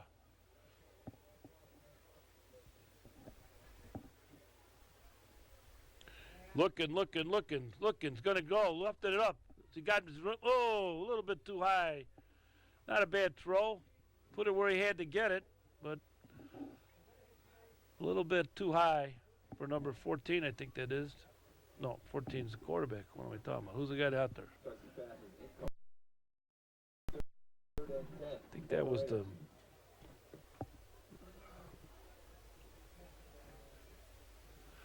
That might have been in McElroy, number 12 again. Hard to tell. Far sideline. All right, 3rd and 10. That was number 12. Yeah, McElroy's number 12. That was from McElroy. All right, near screen is Antonio. They're looking. Let's see. He's rolling out. Oh, not much going on there. Nice play. I don't think Suggs saw that defender. And I don't think the defender thought that he was going to get that ball thrown his way, but he got it thrown his way. I don't think either of them. Suggs didn't see him, and the defender didn't see the ball coming his way either. So that brings up 4th down. 53 seconds to go in the 3rd quarter with the Raiders 28, the Eagles 6 of Sandburg. All right, we got Tyler McLaurin, linebacker, 6'3", 210, back to punt. He's done a pretty good job all year with his punting. Snap, up. Oh, it almost blocked, partially blocked, I would think. And that ball went out of bounds. Not much of a gone. Yeah, that ball was partially blocked. That's why there's no penalty there. It was partially blocked and went out. Maybe that from line of scrimmage, that's a 7-yard punt. Now that really looks like one of Mayor Claire's drives at the Bolingbrook Golf Club there.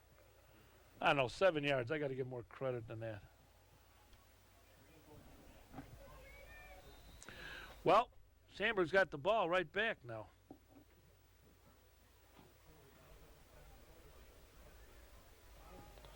Let's see what they do. 1st and 10, 45, 55 yards from Payard. Hand off, up the middle.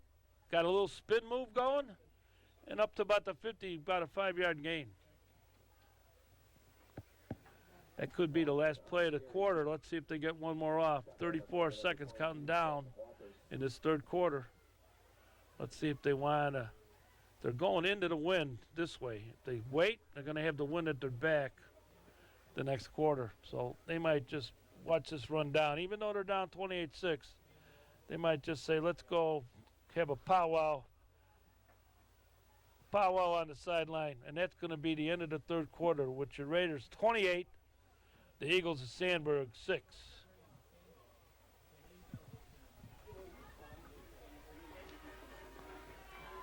All right. Let's go follow the back. We got to the top teams before. Let's just go where the rest of these teams are at. Number 13 is Maine South. They're 4-2. Simeon is 4-1. They beat Phillips last week. Phillips is now 5-1. They're the 15th ranked team. We don't talk about them. They're a Catholic League team. Hillcrest 17. Manuka. Manuka's an 8A school. That's an interesting team. They're an 8A school, and they play a little team in Yorkville tonight. And that's at Yorkville, I think, and that's going to be a big ball game to find out what who the winner is of that game. Richards is 5-1. Hersey 6-0. Crete Moniz 6-0. Conant 6-0. Providence, we don't talk about them. IC Catholic, I love Marty Mannion, but we don't talk about them either. St. Charles East 5-1. St. Charles North, as you see, is out of the top 25. St. Charles East beat them last week. So we might have played the weaker of the two St. Charles team, although St. Charles North was ranked 13th when we beat them the second game of the year. At St. Charles North, by the way. So all those things count for when they do the playoffs for the 8A. They try to seed them. And I imagine Bolingbrook, if it stays the way it is now, will be seeded in the top 8, I would think. Even if they got to play home with Flossburg the next week, and then after that, I think they have a game. I forget who they're playing, but we're going to find out again. Let's see. 3rd and 4. Raiders' last game is against Andrew. 2 weeks from tonight, 25th. There's the quarterback trying to get outside. Nope, quarterback's not going anywhere. He's brought down. You know, this kid is a sophomore. He was a quarterback on the tight end. And, you know, he's not the most nimble guy out there. But he's a big kid. He's a sophomore. He's got plenty of time to grow into whatever body he's going to grow into. You know, he can come back next week. Next year, be 6'8", with some mobility.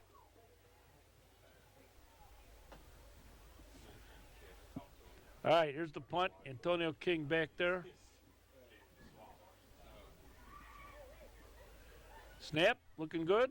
Dropped it up. That's going to go toward the sideline, and that's going to go into the sideline. And that was out of bounds. Let's see where they mark it. But it looks like they're going to mark it around the 30-yard line.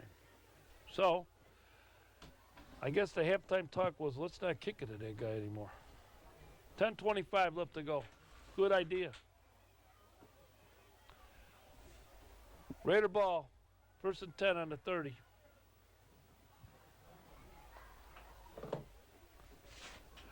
Again, the last week of the season is October 25th. The seating show will probably be the Saturday the 26th, sometime around 7, 8 o'clock. So on Sunday, when you wake up on Sunday the 27th, you'll know where and when the Raiders will play in the playoffs.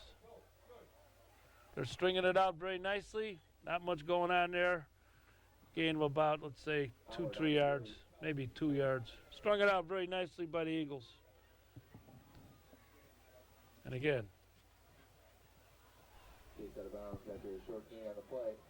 that was Jaquan Howard, who had a touchdown run in the first quarter. Got the Raiders on the board right off the bat. So let's call no gain on that. They strung that out very nicely. The Eagles did. Let's see what we got. Oh, man, now you got to play.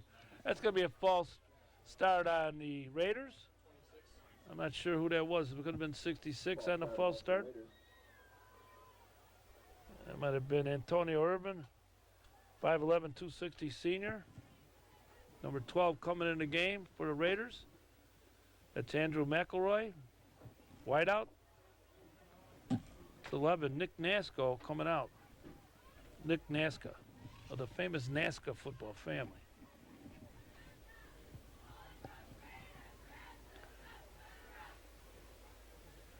Suggs under center.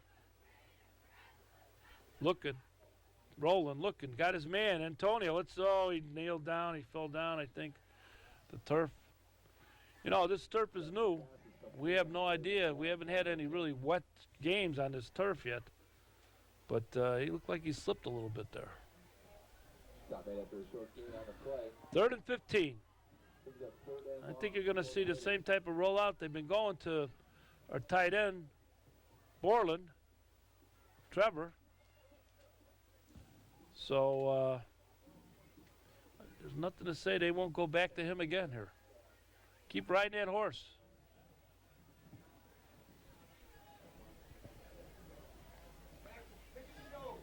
There we go, number 14. Suggs is outside. Let's see who they got. They got. Oh, yeah. They had Suggs outside. I was wondering what they're doing, and he's wide open. He's going to get him. Oh, nice play. I'm looking at the thing on the field, and Suggs was playing wide out. And Antonio King Kong was the quarterback. He pitched it back to Suggs, and he almost had his man down the field. And that was number 12, McElroy. 6'3", 175-pound junior, and he almost reached out and made that play. Well, the Raiders will have to punt. But, you know, I don't mind seeing that little bit of a razzle-dazzle from the Raiders. It's good to have something something that you can do. And if you run it one time, you know, maybe it don't get on tape that much, but at least you did it one time in a game. But I would think anybody watching this film is going to say, hey, if you see Suggs outside, we got to run. But then they could run something else off of that, too. They could put Suggs outside and run something different, completely different. So, but Antonio King Kong was the trigger man, getting the ball from center. So there's a timeout on the field.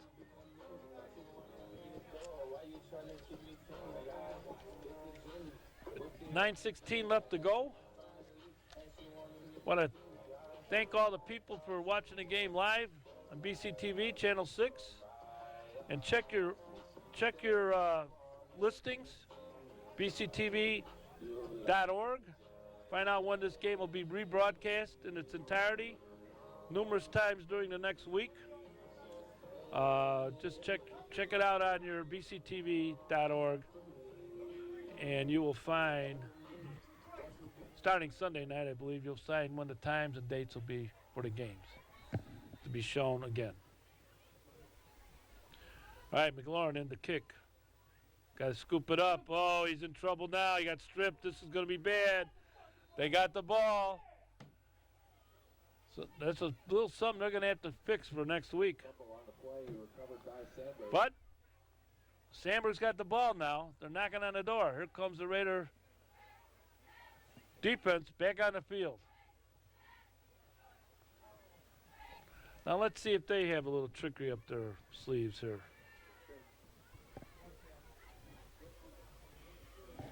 .909, fourth quarter, 28-6 Raiders.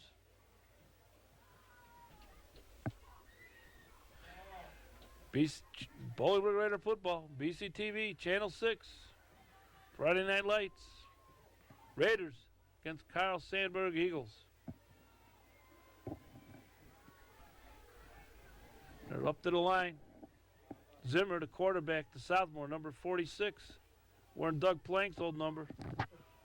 There you go. They're good. That gain about maybe 4 or 5 yards. That gave about 7, 8 yards. 2nd and 4. Well, they made a pass out there, so they're moving the ball a little bit. 2nd and short for the Eagles. 2nd and 4. Let's see if they stay with the pass. They are fighting the clock, too, so let's see what they do. I'm sure they want to get in, and then they worry about the clock later. Let's get in any way they can to make it a 2-touchdown game, 2-score game. It looks like the big Southmore's trying to battle his way. He might have first down yardage here, close to it. Let's see if Zimmer's got it. Southmore said, hey, you know what? I got a wide open lane. I'm going to take this thing. And they got first down yardage. Got a left-handed official. 5-yard gain on the play. Doing a left-handed first down. First and goal for the Eagles. First and goal. 8-10, counting down. Fourth quarter. See if the Raiders can make a stand here. Spread out. Two wideouts on either side. Shotgun spot for Zimmer, quarterback. Hand off. Going to get up there. Going to be over. He got blocking, and he's in for the TD. That's TD. Now they're going to go for two, I would imagine. That's what we'll see. Touchdown, Eagles. So Eagles touchdown, making the score 28-12. 7:47 left to go. They're going to kick the extra point, maybe. And then you got to watch for the onside kick, probably. Here we go. They're going to get this one. The last time he was just a little bit wide. This one is up and looks like it is good. Plenty of leg on that one. So, 28-13, a 15-point deficit. Eagles 13. Time is their enemy now. 7:47. Time is on the favor for the Raiders, and the clock hurts the Eagles.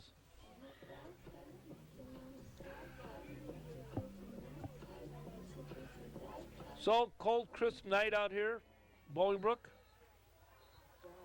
Probably about temperature about 38, 40, 42 degrees. A little windy coming out of the north. And you're going to see probably, I'm sure the coaching staff of the Raiders told them, you got to be ready, get your hands ready. I don't know if they got a good hands team, but if they got one, this is when you want to put them out here. Looks to me like they do have their good hands team out here. They got Borland out here. They got 11 out here, Nasco. They got some guys that handle the ball regularly. So let's see what kind of onside kick we're going to get. It's going to probably be the Eagles sideline, that'd be my guess. Yep, Eagles sideline, squibbing, right good Sunday hop though. And spun around, got some yards after that was number 30, I think. Let's see who that was catching the ball. Number 40 for the Raiders. That was Ahmad Logan, 5'9", 155-pound junior, Ahmad Logan. Had a nice bounce, perfect bounce, Sunday hop, right into his hands. Held on to the ball and got about 10 yards on the return. But the main thing is we have the ball. We can have 4 downs, run that clock down a little bit. Let's see what we try to do here. Hand up. Got some room. He's got some room.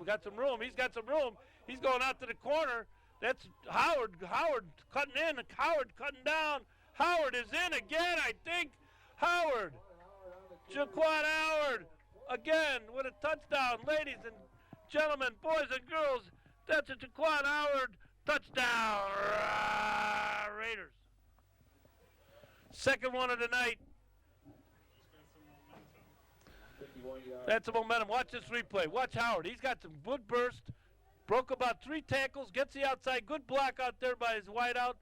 And now he goes down the sideline and cuts back again, cuts in, cuts back again. 3 cuts in and out, and he tight-roped down the sideline for the last 10 yards. Touchdown, Raiders. Here's Bayless in with the kick. Up, and I don't think it got over. Let's see. No good.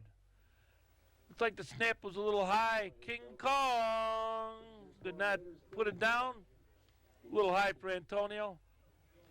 And kick was no good. Well, that's what you call an answer. Answered the bell. The Raiders answered the bell. There's Coach Dave Moak talking to his minions. Number 52 he's talking to, Dave. And that is Jaden Thurman. 6 foot 250. I think he's the center, because he's the center. That must be the long snapper, Jaden Thurman is. And I think Coach Moak wanted to find out if he had the laces correct, or maybe he was asking him who he's taking to homecoming. One of the two. 7:29. Didn't take long on that comeback. Bayless to kick off. Into the wind. Going back, down around. He kicks it all the time, right around that 5-yard line. That's where he went again. Got down about, let's see, about the 26, 27-yard line, run back. And again, Sandburg will have the ball. 7:22 left to go in this fourth quarter.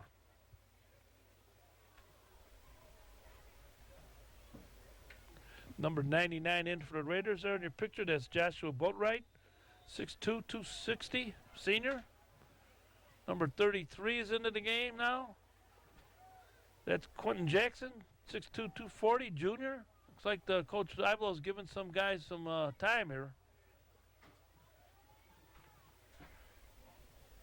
Hand up the middle. Wrapped up, 95 in on the play. 95 is Dominic Martinez, 6', 240, junior. So we got a few new names in the lineup here for the Raiders. There's number 99, as we mentioned. That's Boatwright. Martinez is number 95.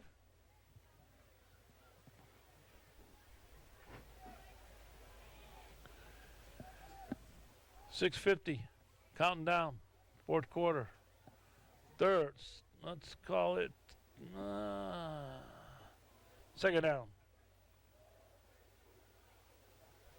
Hand off. Not much happening there. Raiders strung it out. See who made that tackle. Austin on the carry. Made that tackle. Brings up 7 maybe on that tackle. Jacob Saldana, 5'11", 175. Jacob Saldana. Number 33 coming out of the game now for the Raiders. That's Quentin Jackson, 6'2", 240, junior, coming out. Number 13 is in the game for the Raiders. Trevon Freeman, 6 foot, 165, senior. Let's see what happens here. 3rd and 5. Handoff? No, fake handoff. Watch the misdirection. Man's falling down. He's looking, find his guy. Intercepted by number 9. That's our putter. That was our guy, Tyler McLaurin, who never quit on the play, and he intercepted the ball out of nowhere. Now, if you got the replay on this, watch Tyler McLaurin. He never quit on this play. There's a flag down, too. Watch replay. Tyler McLaurin never quit on this play. This quarterback did not even see him there, and he didn't even know he was going to be there to catch a pass. He just pursued, and he got the ball. That's a nice play by Tyler. First down, Raiders. Interception. Tyler McLaurin, 6'3", 210, junior. Nice job by him. He never quit on that play, and all of a sudden he found the ball in his hands. Raider ball with the nose touching the 40 yards from pay dirt. Let's see what happens now. Let's see. Borland in the game. Suggs is still in the game. It's only 1-0. Jaquan Howard's in the game. I'm not sure. It's not strong. They're up 1-0 Washington. Yes. 1. Going to, you know who. All right. It's a pass over to Antonio King Kong on the reception. 10-yard gain, first down action by Antonio. Pitch and catch, working that sideline. All right, let's see what they got going now. King. No, they got King at quarterback again. King at quarterback, we got the trick. Let's see what they're going to do on this one. They don't got enough guys on the field. That's a flag. He ran off. They had a little bit of hocus pocus going on there, but the hocus pocus got caught up. They got caught up in the hocus pocus. You know part of it's Vernon jealousy because he left. Hocus pocus. They were good without him, Maybe but there's like now a, maybe there's a thing with that. Right. Such as I as a team. Right. All right, too many men. You know what's funny is I used to blog for us like Southside. First and let's call it 15 yards. First and 15 on the 34 line. Yard line. They had a little trick play going on there. Let's see if they run it again. They do. There's number 14 at the top of your screen. That's the quarterback. That's Devin Suggs. You got Antonio King as a quarterback. Two backs right next to him. Let's see what they run this off of now. Let's go. No, it's Antonio King with a run. Antonio King trying to run. Antonio King out of bounds. So that was just a straight, give it to Antonio, find a lane, and get some yards. Now, last time in that formation, Antonio King gave it back to Suggs on a pitch, and then Suggs threw it down the field to McElroy. I'm glad they're trying this. You might as well try a little bit of hocus pocus. As long as you got about 3-4 hocus pocuses of the same formation, that's all good. Nobody can watch that on film. They say, okay, well, this could be this play, that play, whatever. You got 3 options for hocus pocus. All right, Suggs back in at quarterback at his position. He's coming out. He's trying to get the outside. Going to the first down marker, got first down yardage. Suggs in on first down yardage.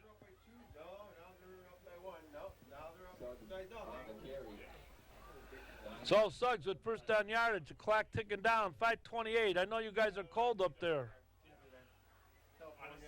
All you camera people, Barbara, where are you at? You down there on that field? Probably cold. It's like you're in Russia, Siberia. Barbara Parker, Yankee fan. Found out why I already knew she was a Yankee fan. All right, here we go. 5:28 to go. Suggs. Shotgun, looking, got his guy. There's you-know-who, little Cloud Howard again. I can't call him little. He scored 2 great touchdowns, big runs today. Southmore. All right, there's your field level. That must be the nod again. That's Barbara doing that. That's her camera work, I think. There goes number 1, Antonio.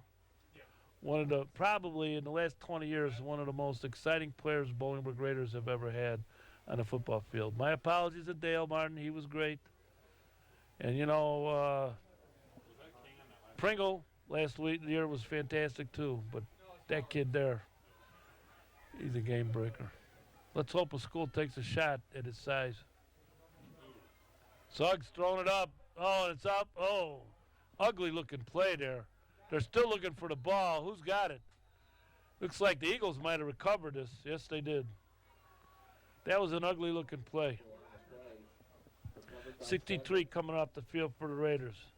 That's Gavin Jones, 6 foot, 250-pound junior. All right, watch the replay. This is ugly. You want to don't want to run this too many times in the film room. Maybe you do, but this is ugly. He's going out, and he just got the ball tipped. He looked like Garo Upremian back in the day. Garo Upremian back in the day for the Miami Dolphins in the Super Bowl. Just gave it up. Because Garo Upremian was only like 5'6", and never threw a football in his life. He's a soccer player kicking field goals. 4:31. Here's got some room here. But brought it down. They closed quick. Game about 8. Nice gain, though, for the Eagles. Number 46 getting off the pile. That's Joshua Martin, DB, 6 foot, 170-pound junior. Number 40. No, 41. 8-yard gain on the play, brings up 2nd and short for the Eagles. Number 46, that was. Our version of Doug Plank.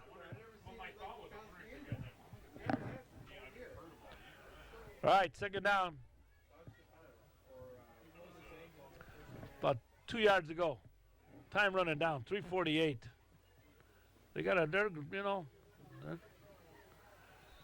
They're not testing the waters by air, I'll tell you that.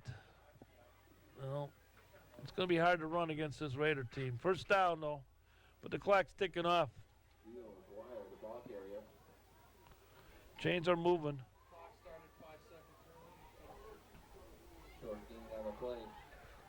All right, 1st and 10 on the 33-yard line. 67 yards away from pay dirt for the Eagles of Sandburg.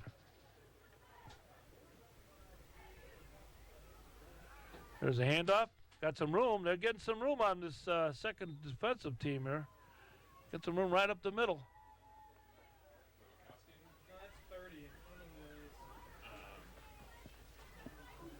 3 minutes now to go. Fourth quarter. 2nd and 10. Nope, we got 2nd and let's call it 5 or 4.5, 5, 4. I have the roster on me. 39-yard line.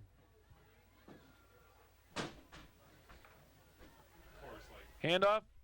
Yep, another handoff. We got a new quarterback in there too. It was 4. That's their regular quarterback. I think that's. Let's see. Gotta figure out that regular quarterback.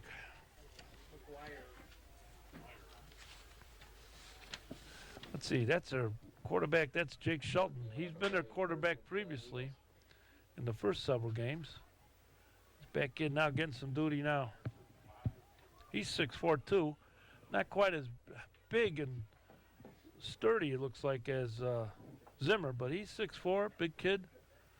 Let's see what he's doing here. Shelton's in the game, and there it is, up to about the 50. So they're giving him some time. The coordinators are wrapping it up on to the right of me, trying to get the early Uber ride back to high school. Under 2 minutes, counting down. Raiders 34, Sandburg 13. Raiders will go to 5-1 with Homewood Flossmoor coming up next week at Homewood Flossmoor, which will be a tough game. There's a flag down. Flag late, another flag. 2 flags coming out. There must be a little jawing going on out there. Looks like personal fouls on both teams maybe. We'll see. There's some jawing going. Personal foul, Raiders. Both calls are on the Raiders, I believe. First down, Sandburg. Oh, you got to clean that up, whatever that is. Can't give people 15 yards. They're going to.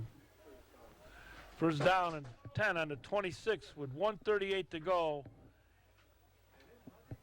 Sandburg still has 2 timeouts. I don't know if they'll take them. We'll see. But he's got more yardage right up the middle to 20-yard line. Gaining some yards now. Number 25 coming into the game for the Raiders. That's Ryan Miranda.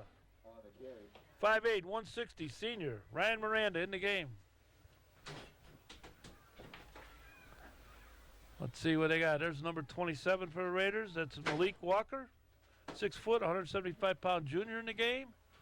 So Coach Ivo's got his team out there getting some reps on this for the second, third guys. And that's always appreciative. If you go through summer camp, you go through summer weightlifting, everything you do in the summer, then you go to practices all during the year, you like to get some time in. Show what you can do, especially if you're a junior. You get these guys some time, goes a little easier next year. They're going to be brought out by a host of Raiders. There's another flag going out. They're going to be piling on, I think, on the Raiders. A little overzealous out there on the sideline.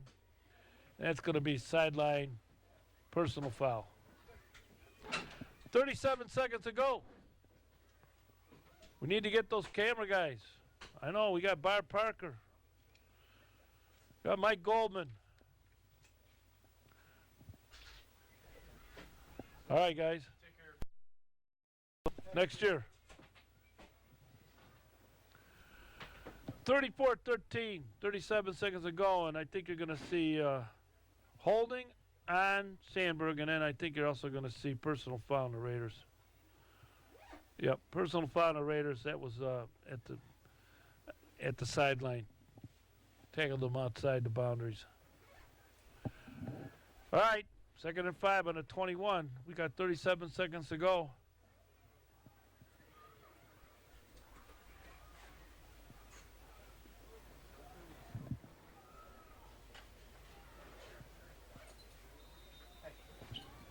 I'm in. Yeah, you see Dick Conrad, you tell him, old guy John Phillips will know. All right, man. All right, not much happening there. Clock's running down. I think you're going to see probably the last play here. They will take the timeout, though. So, while we got some time, our cameramen up at the top, man, they're having up there getting wind blown on them. Everything's going crazy up there. Been a cold night. I got Norm Gallant. He's probably in the truck, warm as could be. And we got Gary Hayward in the truck. And who else we got now? Nancy Hansen? And the Eagles 13. Nancy Hansen, I think we said. Ron Sapalo, is he up on the roof? Ron, thank you for your job up on the roof today. Who else is up there? Mike and Barb. We already mentioned Mike and Barb, but Barb, since Barbara Parker and honor the Yankees, I'll mention her again. And since she just got back from Siberia. Anyway, Russia, as they say. All right, well, that's it for tonight. We'll be back in 2 weeks to play. The Raiders play Friday night against Andrew, who's not a bad team. And next week, the Raiders play home with Flossmoor. So that being said, the Raiders win 34-13 over the Sandburg Eagles. Raiders go to 5-1. We'll see you in 2 weeks. Go Raiders against home with Flossmoor. This is John Phillips saying good night, everybody.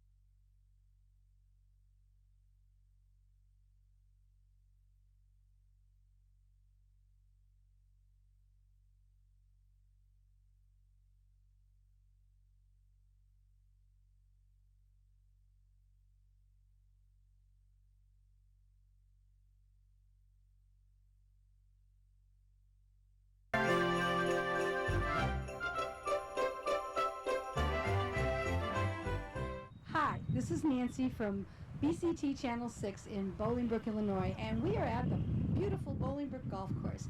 Today we are having a fundraiser for H2O, which is Heart Haven Outreach. It is a program helping youths, and this is a great fundraiser. They have it every year. This is their 16th year. I am standing in front of one of the hole-in-one shots where you beat the pros and you win a lot of money. They're giving away cars. They're giving away pizza. It's just a really fun day. A lot of freebies, a lot of fun, and a lot of money to be raised for really.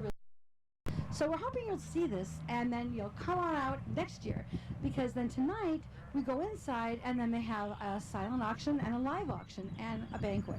So it's just a really great time. Please check this out and do look us up again.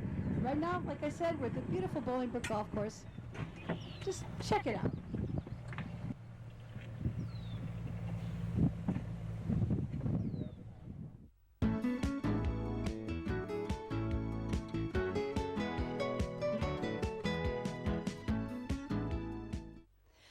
Well, I am here again with Ryan Lawrence. This is now, you said, your 16th year that this has been going on? 16 years. Remember last year was 15 and Yeah.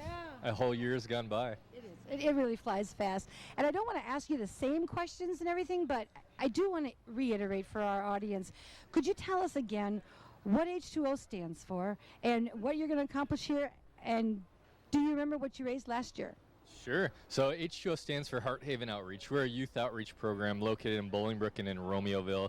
Valley View School District's really our target audience. And we're located over in the Bolingbrook Community Center, where students come and find support, tutoring, mentoring, places to connect and be part of something that makes them feel meaningful and have a purpose. And so really it's about connecting kids with positive adults. So this is our 16th annual golf outing, and last year we were able to have a record year of raising over $150,000. This year we're hoping for the same success. What we're raising money for this year, not only for all of our programs and our free transportation to offer at no cost to our students, but it's to expand what we're doing for middle school students. And so right now we have one program offered a week for middle school students inside of their schools. And really our program is all encompassing with social, emotional, mental, physical, and spiritual needs. And we really want to be offering more programs for our middle school students throughout the week to get that support and to learn that they are not alone. They're lovable, capable, and worthwhile, and they're loved without strings. That's a wonderful way of putting it, love without strings. So many times, you know, somebody gives you something, they want something in return, and you guys just want love and respect. I think that is so awesome.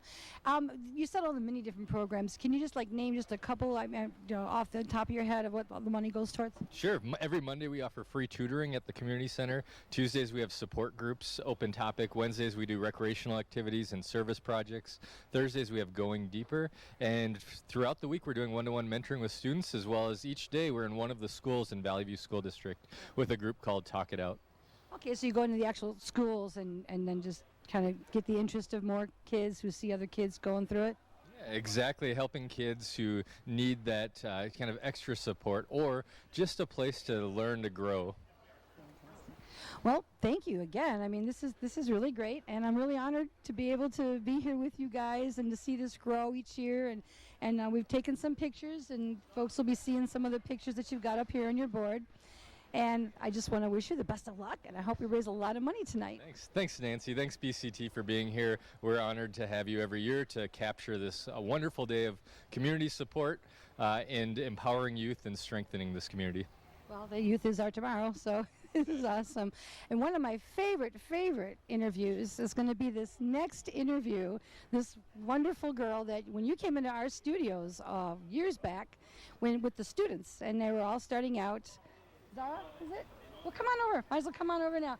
This is Zara. She was an actual student. Well, why don't you go ahead and give us some of the history, and then I want to give her an interview. Awesome. Yeah. I don't remember when Zara was there, but many years ago. She is a young adult now, successful, and giving back to the community.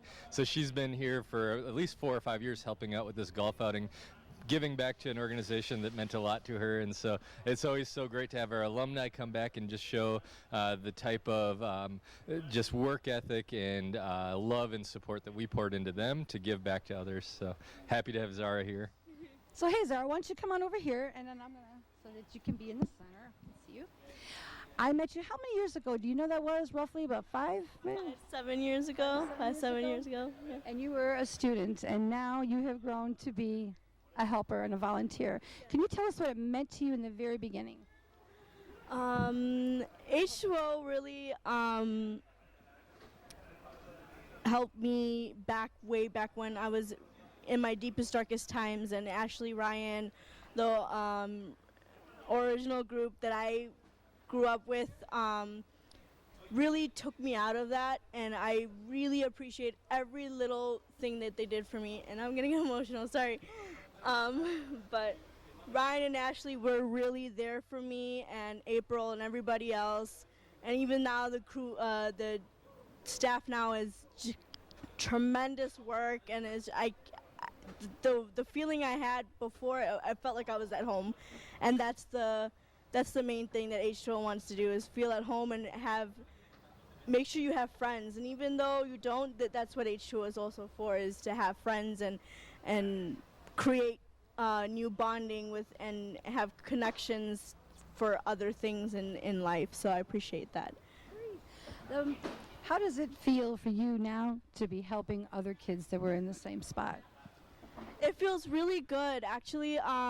I plan on volunteering full-time here sooner or later once I fill out my application. But like after that, I feel like this is going to be a life-changing experience for all of you new people who are going to be coming to H2O, or know people who have heard of H2O for the first time. I appreciate you, that you will appreciate them like I appreciated them when I was younger. But Ryan is an amazing guy. Like, I just absolutely adore him. He's like the sweetest guy I've ever met, and he's like, and so is the mayor, and everybody who's just involved with H2O itself is just tremendous work. It's just, I have no words to say thank you. Like, there's no words. Well, thank you so much for, just real quick, what are the kind of things that you do as a mentor? We do have talk it outs. I haven't been to one in such a long time, so I don't know if anything changed, but I still remember, like, love without strings, you're not alone, you're lovable, capable, or worthwhile. I still remember their phone number. And but yeah, it's just an amazing, like, that's what I remember of it. And you're not alone, and just because you're going through a predicament, that doesn't mean that you're the only person going through it. You might not be the same predicament you're going through, but someone has gone through something like that. So just appreciate to whoever is helping you out there, and take it while you can, because there's not a lot of people who get that help. So appreciate that help. Great. Well, as you're hearing, there's a lot of need for this. So if you're out there and you have somebody that you know that could benefit from the program, or if you have some extra time on your hands and you'd like to come out and help volunteer, there's a lot of need. There's a lot of kids with a lot of need, and a lot of great people to help fill those shoes. Thank you so much for giving me the interview, both you, Zara and Ryan. And now let's go get them and raise some money. Thanks. Bye-bye. I have now just met Angelica. I met her at the doorway coming in. She's one of the smiling faces that greets you when you come into the tent. So why don't you tell him what you're doing here and how long you've been with the program? And all right, so I've been with H2O for about a year now. I actually started a week before the golf outing last year. I am one of the youth outreach specialists, and my job here today is just making sure that everything is running smoothly. I am in charge of the decorations, so in about a minute here we're going to head over to the ballroom and make sure all the Christmas trees and decorations are all set up, and then just trying to enjoy the event ourselves. How long has it taken for you to get ready for today? We've been preparing for today for about 2.5 weeks, but I know that Ryan and Caleb have been preparing themselves for probably a couple months now, 3 or 4 months that the process begins. It's a lot of work. It is a lot of fun, too. So I guess we'll be seeing you then inside and look at your decorations. Yes, we'll see you inside. Okay, great. Thanks a lot. You. Bye.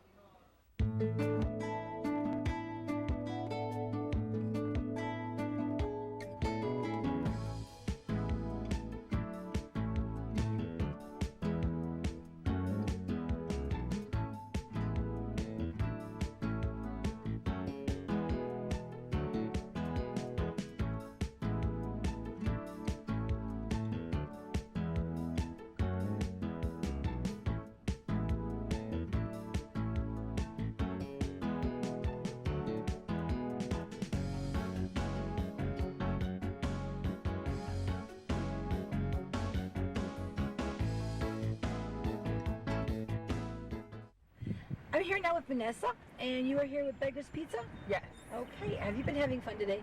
Yes. I am too. This is a great day. So what do you got out here? What are you doing? All right, so I am handing out sausage, cheese, and pepperoni slices for Beggar's Pizza in Bolingbrook, located on Veterans Parkway. So today you're not begging, you're giving. Yes, we are giving today. No begging. The golfers are begging. Oh, that sounds like a fun job. Giving away free food on this beautiful day on the golf course. Have you done this before? Yes, but at a different event. Okay, cool. Yes. So you guys go to a lot of different events that you're sponsoring and things like that? Yes, and try to get Beggar's name out there because we've only been there for a year, so a lot of people don't know that we are in Bolingbrook. A lot of people do know about Beggar's as a whole, but not the location in Bolingbrook. Okay, where's the location? It's right off of Veterans Parkway, 300 Veterans Parkway. It's the old Brandmore. So if you're familiar with Bolingbrook and you know the old Brandmores, then we're in that building. Great. Well, thank you very much. This looks great, and I think we'll take a sample on our way out. Awesome. Okay, Sounds good. Bye, Vanessa. Bye-bye.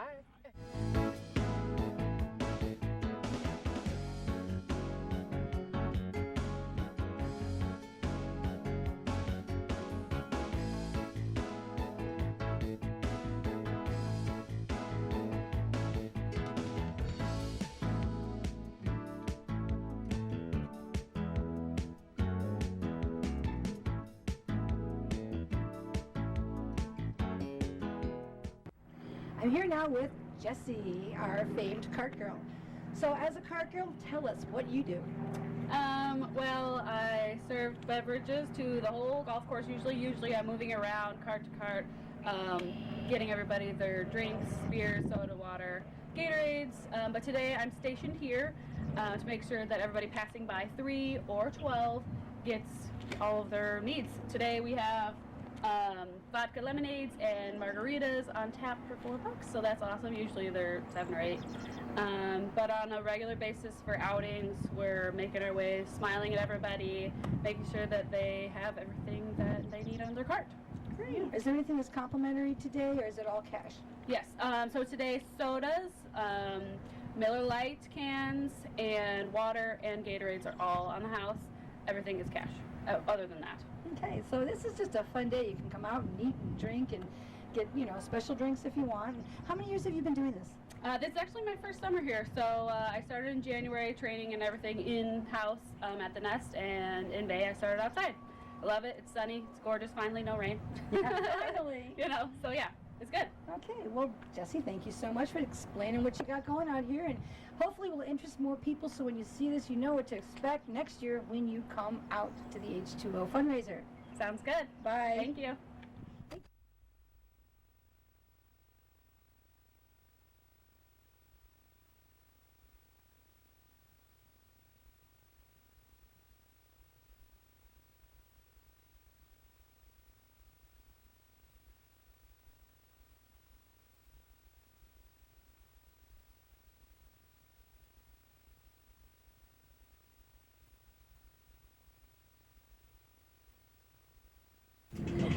I'm here now with Rachel and Otis, and the beautiful car that's sitting out here on the golf course is, you guys are giving away a car, but not exactly that car? Yes. Why don't you explain? We're here on hole 13 today, and hole-in-one on this hole wins $35,000 towards any new Chevy from us at Advantage. So the car we have today is the brand new Blazer, so that's one of your options. If you get a hole-in-one, you can take that $35,000 and come do a test drive of whatever you want. And so is that Blazer $35,000? it is not. Oh, that one's a little bit more, but it looks really pretty, so we like to bring it here. All our goodies that we bring. So. Well, that's important. Yes. Yeah. So, yeah. So tell us, what do you have here? We just have a little bit of everything. We have sunscreen because we've been to too many golf outings where people have not applied and look pretty pink. We have nice little keychain bottle opener. So if you win the car, you get a free keychain with it, or you can just have one for being here. We also have tea holders for people who like plastic teas, and then wooden teas as well. And then we always come with cookies. That's kind of our signature thing at Advantage. We're the cookie hole. So we bring cookies and snacks. So we got a little bit of everything for everyone. Well, you sure do. You're the one-stop shop here. We are. So it's not our first rodeo. We've done this. Become pros. So where is Advantage Chevrolet? Advantage is right here in Bolingbrook. We're right off of Route 53 and Frontage Road, right off of I-55. Nice and close. Well, thank you very much. And so, as usual, you guys can see what you can expect when you come on out here. And make sure you get out here next year and take a stab at that car. Take a shot at that car. Yes, what it would be. Okay, well, thank you so much. Thank you. Honest, it was nice standing here with you. I get it. I candy. Yeah, I candy. Gotta have it. Bye-bye. Bye.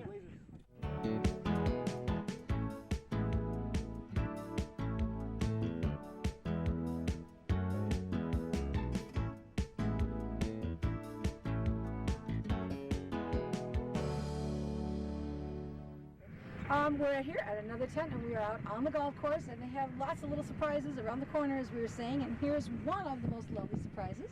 I would like you to introduce yourself and tell us what you're doing now. Hi, I'm Chris Ruddy. I'm assistant principal at Bolingbrook High School, and we are here manning the vodka lemonade and regular lemonade stand, and we're selling 50-50 raffle tickets. Our pot is already up to about $500, so hopefully the 50-50 raffle ticket will be up, that raffle will be up even more than that tonight. What did we get to last year? Probably got to over 900 last year. I'm Debbie Sikora. I'm a retired teacher in the district and on the Valley View School Board. So we're out here together. We do this. This is our third year together doing this. Oh, great. So where does this come from? Is it just sponsored by? So this is sponsored by, this is sponsored by Southern Glazers Wine and Spirits. Okay. And they do this every year. They donate the alcohol and the lemonade with Absolute Vodka, and it's free for anyone who comes by, and then they usually end up buying some 50-50 raffle tickets to support H2O as well. Oh, that's great. So then you're doing your volunteer, and they just join it into one nice big gift for everybody. Yeah, exactly. And then the 50-50 raffle. So we keep telling everybody, you got to come out next year so they know what all to expect and meet all you wonderful people. So you're giving an Absolute and lemonade, huh? Yep, absolutely. Boy, that sounds good. You know, I think I'll take you up on that. All right. Here you go. Look at, she's all ready. What, she's a pro, I'll tell you. Thank you. And Thank cheers. you. Nice to meet you. Bye-bye. Cheers. Thanks.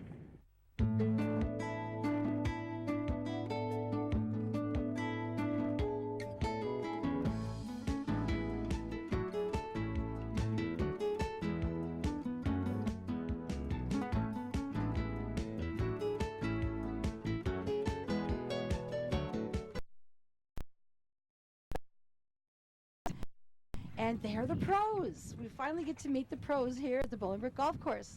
Please tell me a little bit about what you do here. My role here at the club is to oversee the golf operation, which includes our golf academy, which consists of a large short game area, our public driving range, and oversee our membership and our staff of about 30 people, and whatever Doug needs me to do, I take care of it. So Doug, what do you need him to do? And what do you do? I am the general manager of the golf club. I oversee the whole operation from banquets through golf operations. Dave is my head pro, and he takes care of setting up everything for the outings. So is this like a full-time, daytime job? You're here all the time? We are here all day, every day, unless we're not. That's right. So what's your par? I'm a scratch golfer, as is Dave, so we go out and we play. We shoot right around even par each time we go out. That's kind of the idea behind being a golf pro in the golf business. We try to keep our skills at a certain level. Okay, what is that level? I mean, what makes a pro? Putting and short game, really, in the long range. Putting and what? Short game, chipping and pitching, and but you know, just being out, practicing, getting out and playing frequently is kind of a key. What is chipping? Chipping is anywhere from any section of around the green, maybe 5 to 10 yards, up to 20, maybe 30. That would be more of a pitch shot, but anywhere close to the green where you're not quite on the green and you need to get it close to the hole. And then you take it that little extra mile. A little more of a finesse shot. So what are we doing here? Today we are actually challenging each group that comes up to a Beat the Pro contest. They can make a monetary donation to the charity, H2O, and if we beat their shot, then H2O gets to keep the money. If they beat us, they get to double their money. Oh, wow. Okay, so what is the best shot so far? So far I hit the best shot. I was the closest. How close did you come? About 3.5 feet. Ooh, okay. So the target's way out there, right? You struck a really nice, so this is him. They're here in this poster. Why don't you show them your, and then okay, here we go. There we go. Beautiful. Well, thank you so much for giving me the interview, guys. You're very welcome. Thank you very Appreciate much. it. Thank you so much. Good name. Yeah, that's right. Bye-bye. Another challenger. Hold on, bring that camera over here. Well, no. Excellent. Huh? Christina. Huh? Is Christina? I'm gonna do it, but it's more for the $20 donation. We'll take that. That's what they all say. All right, who goes first? You guys do. Okay. Olson. Olson. Excellent. Thank you very much. We got you on camera. No pressure. We don't want the $1 million swing, we want the $5 swing. Come on, Christian, you got this. Let's go, Mr. Olson. Beat him.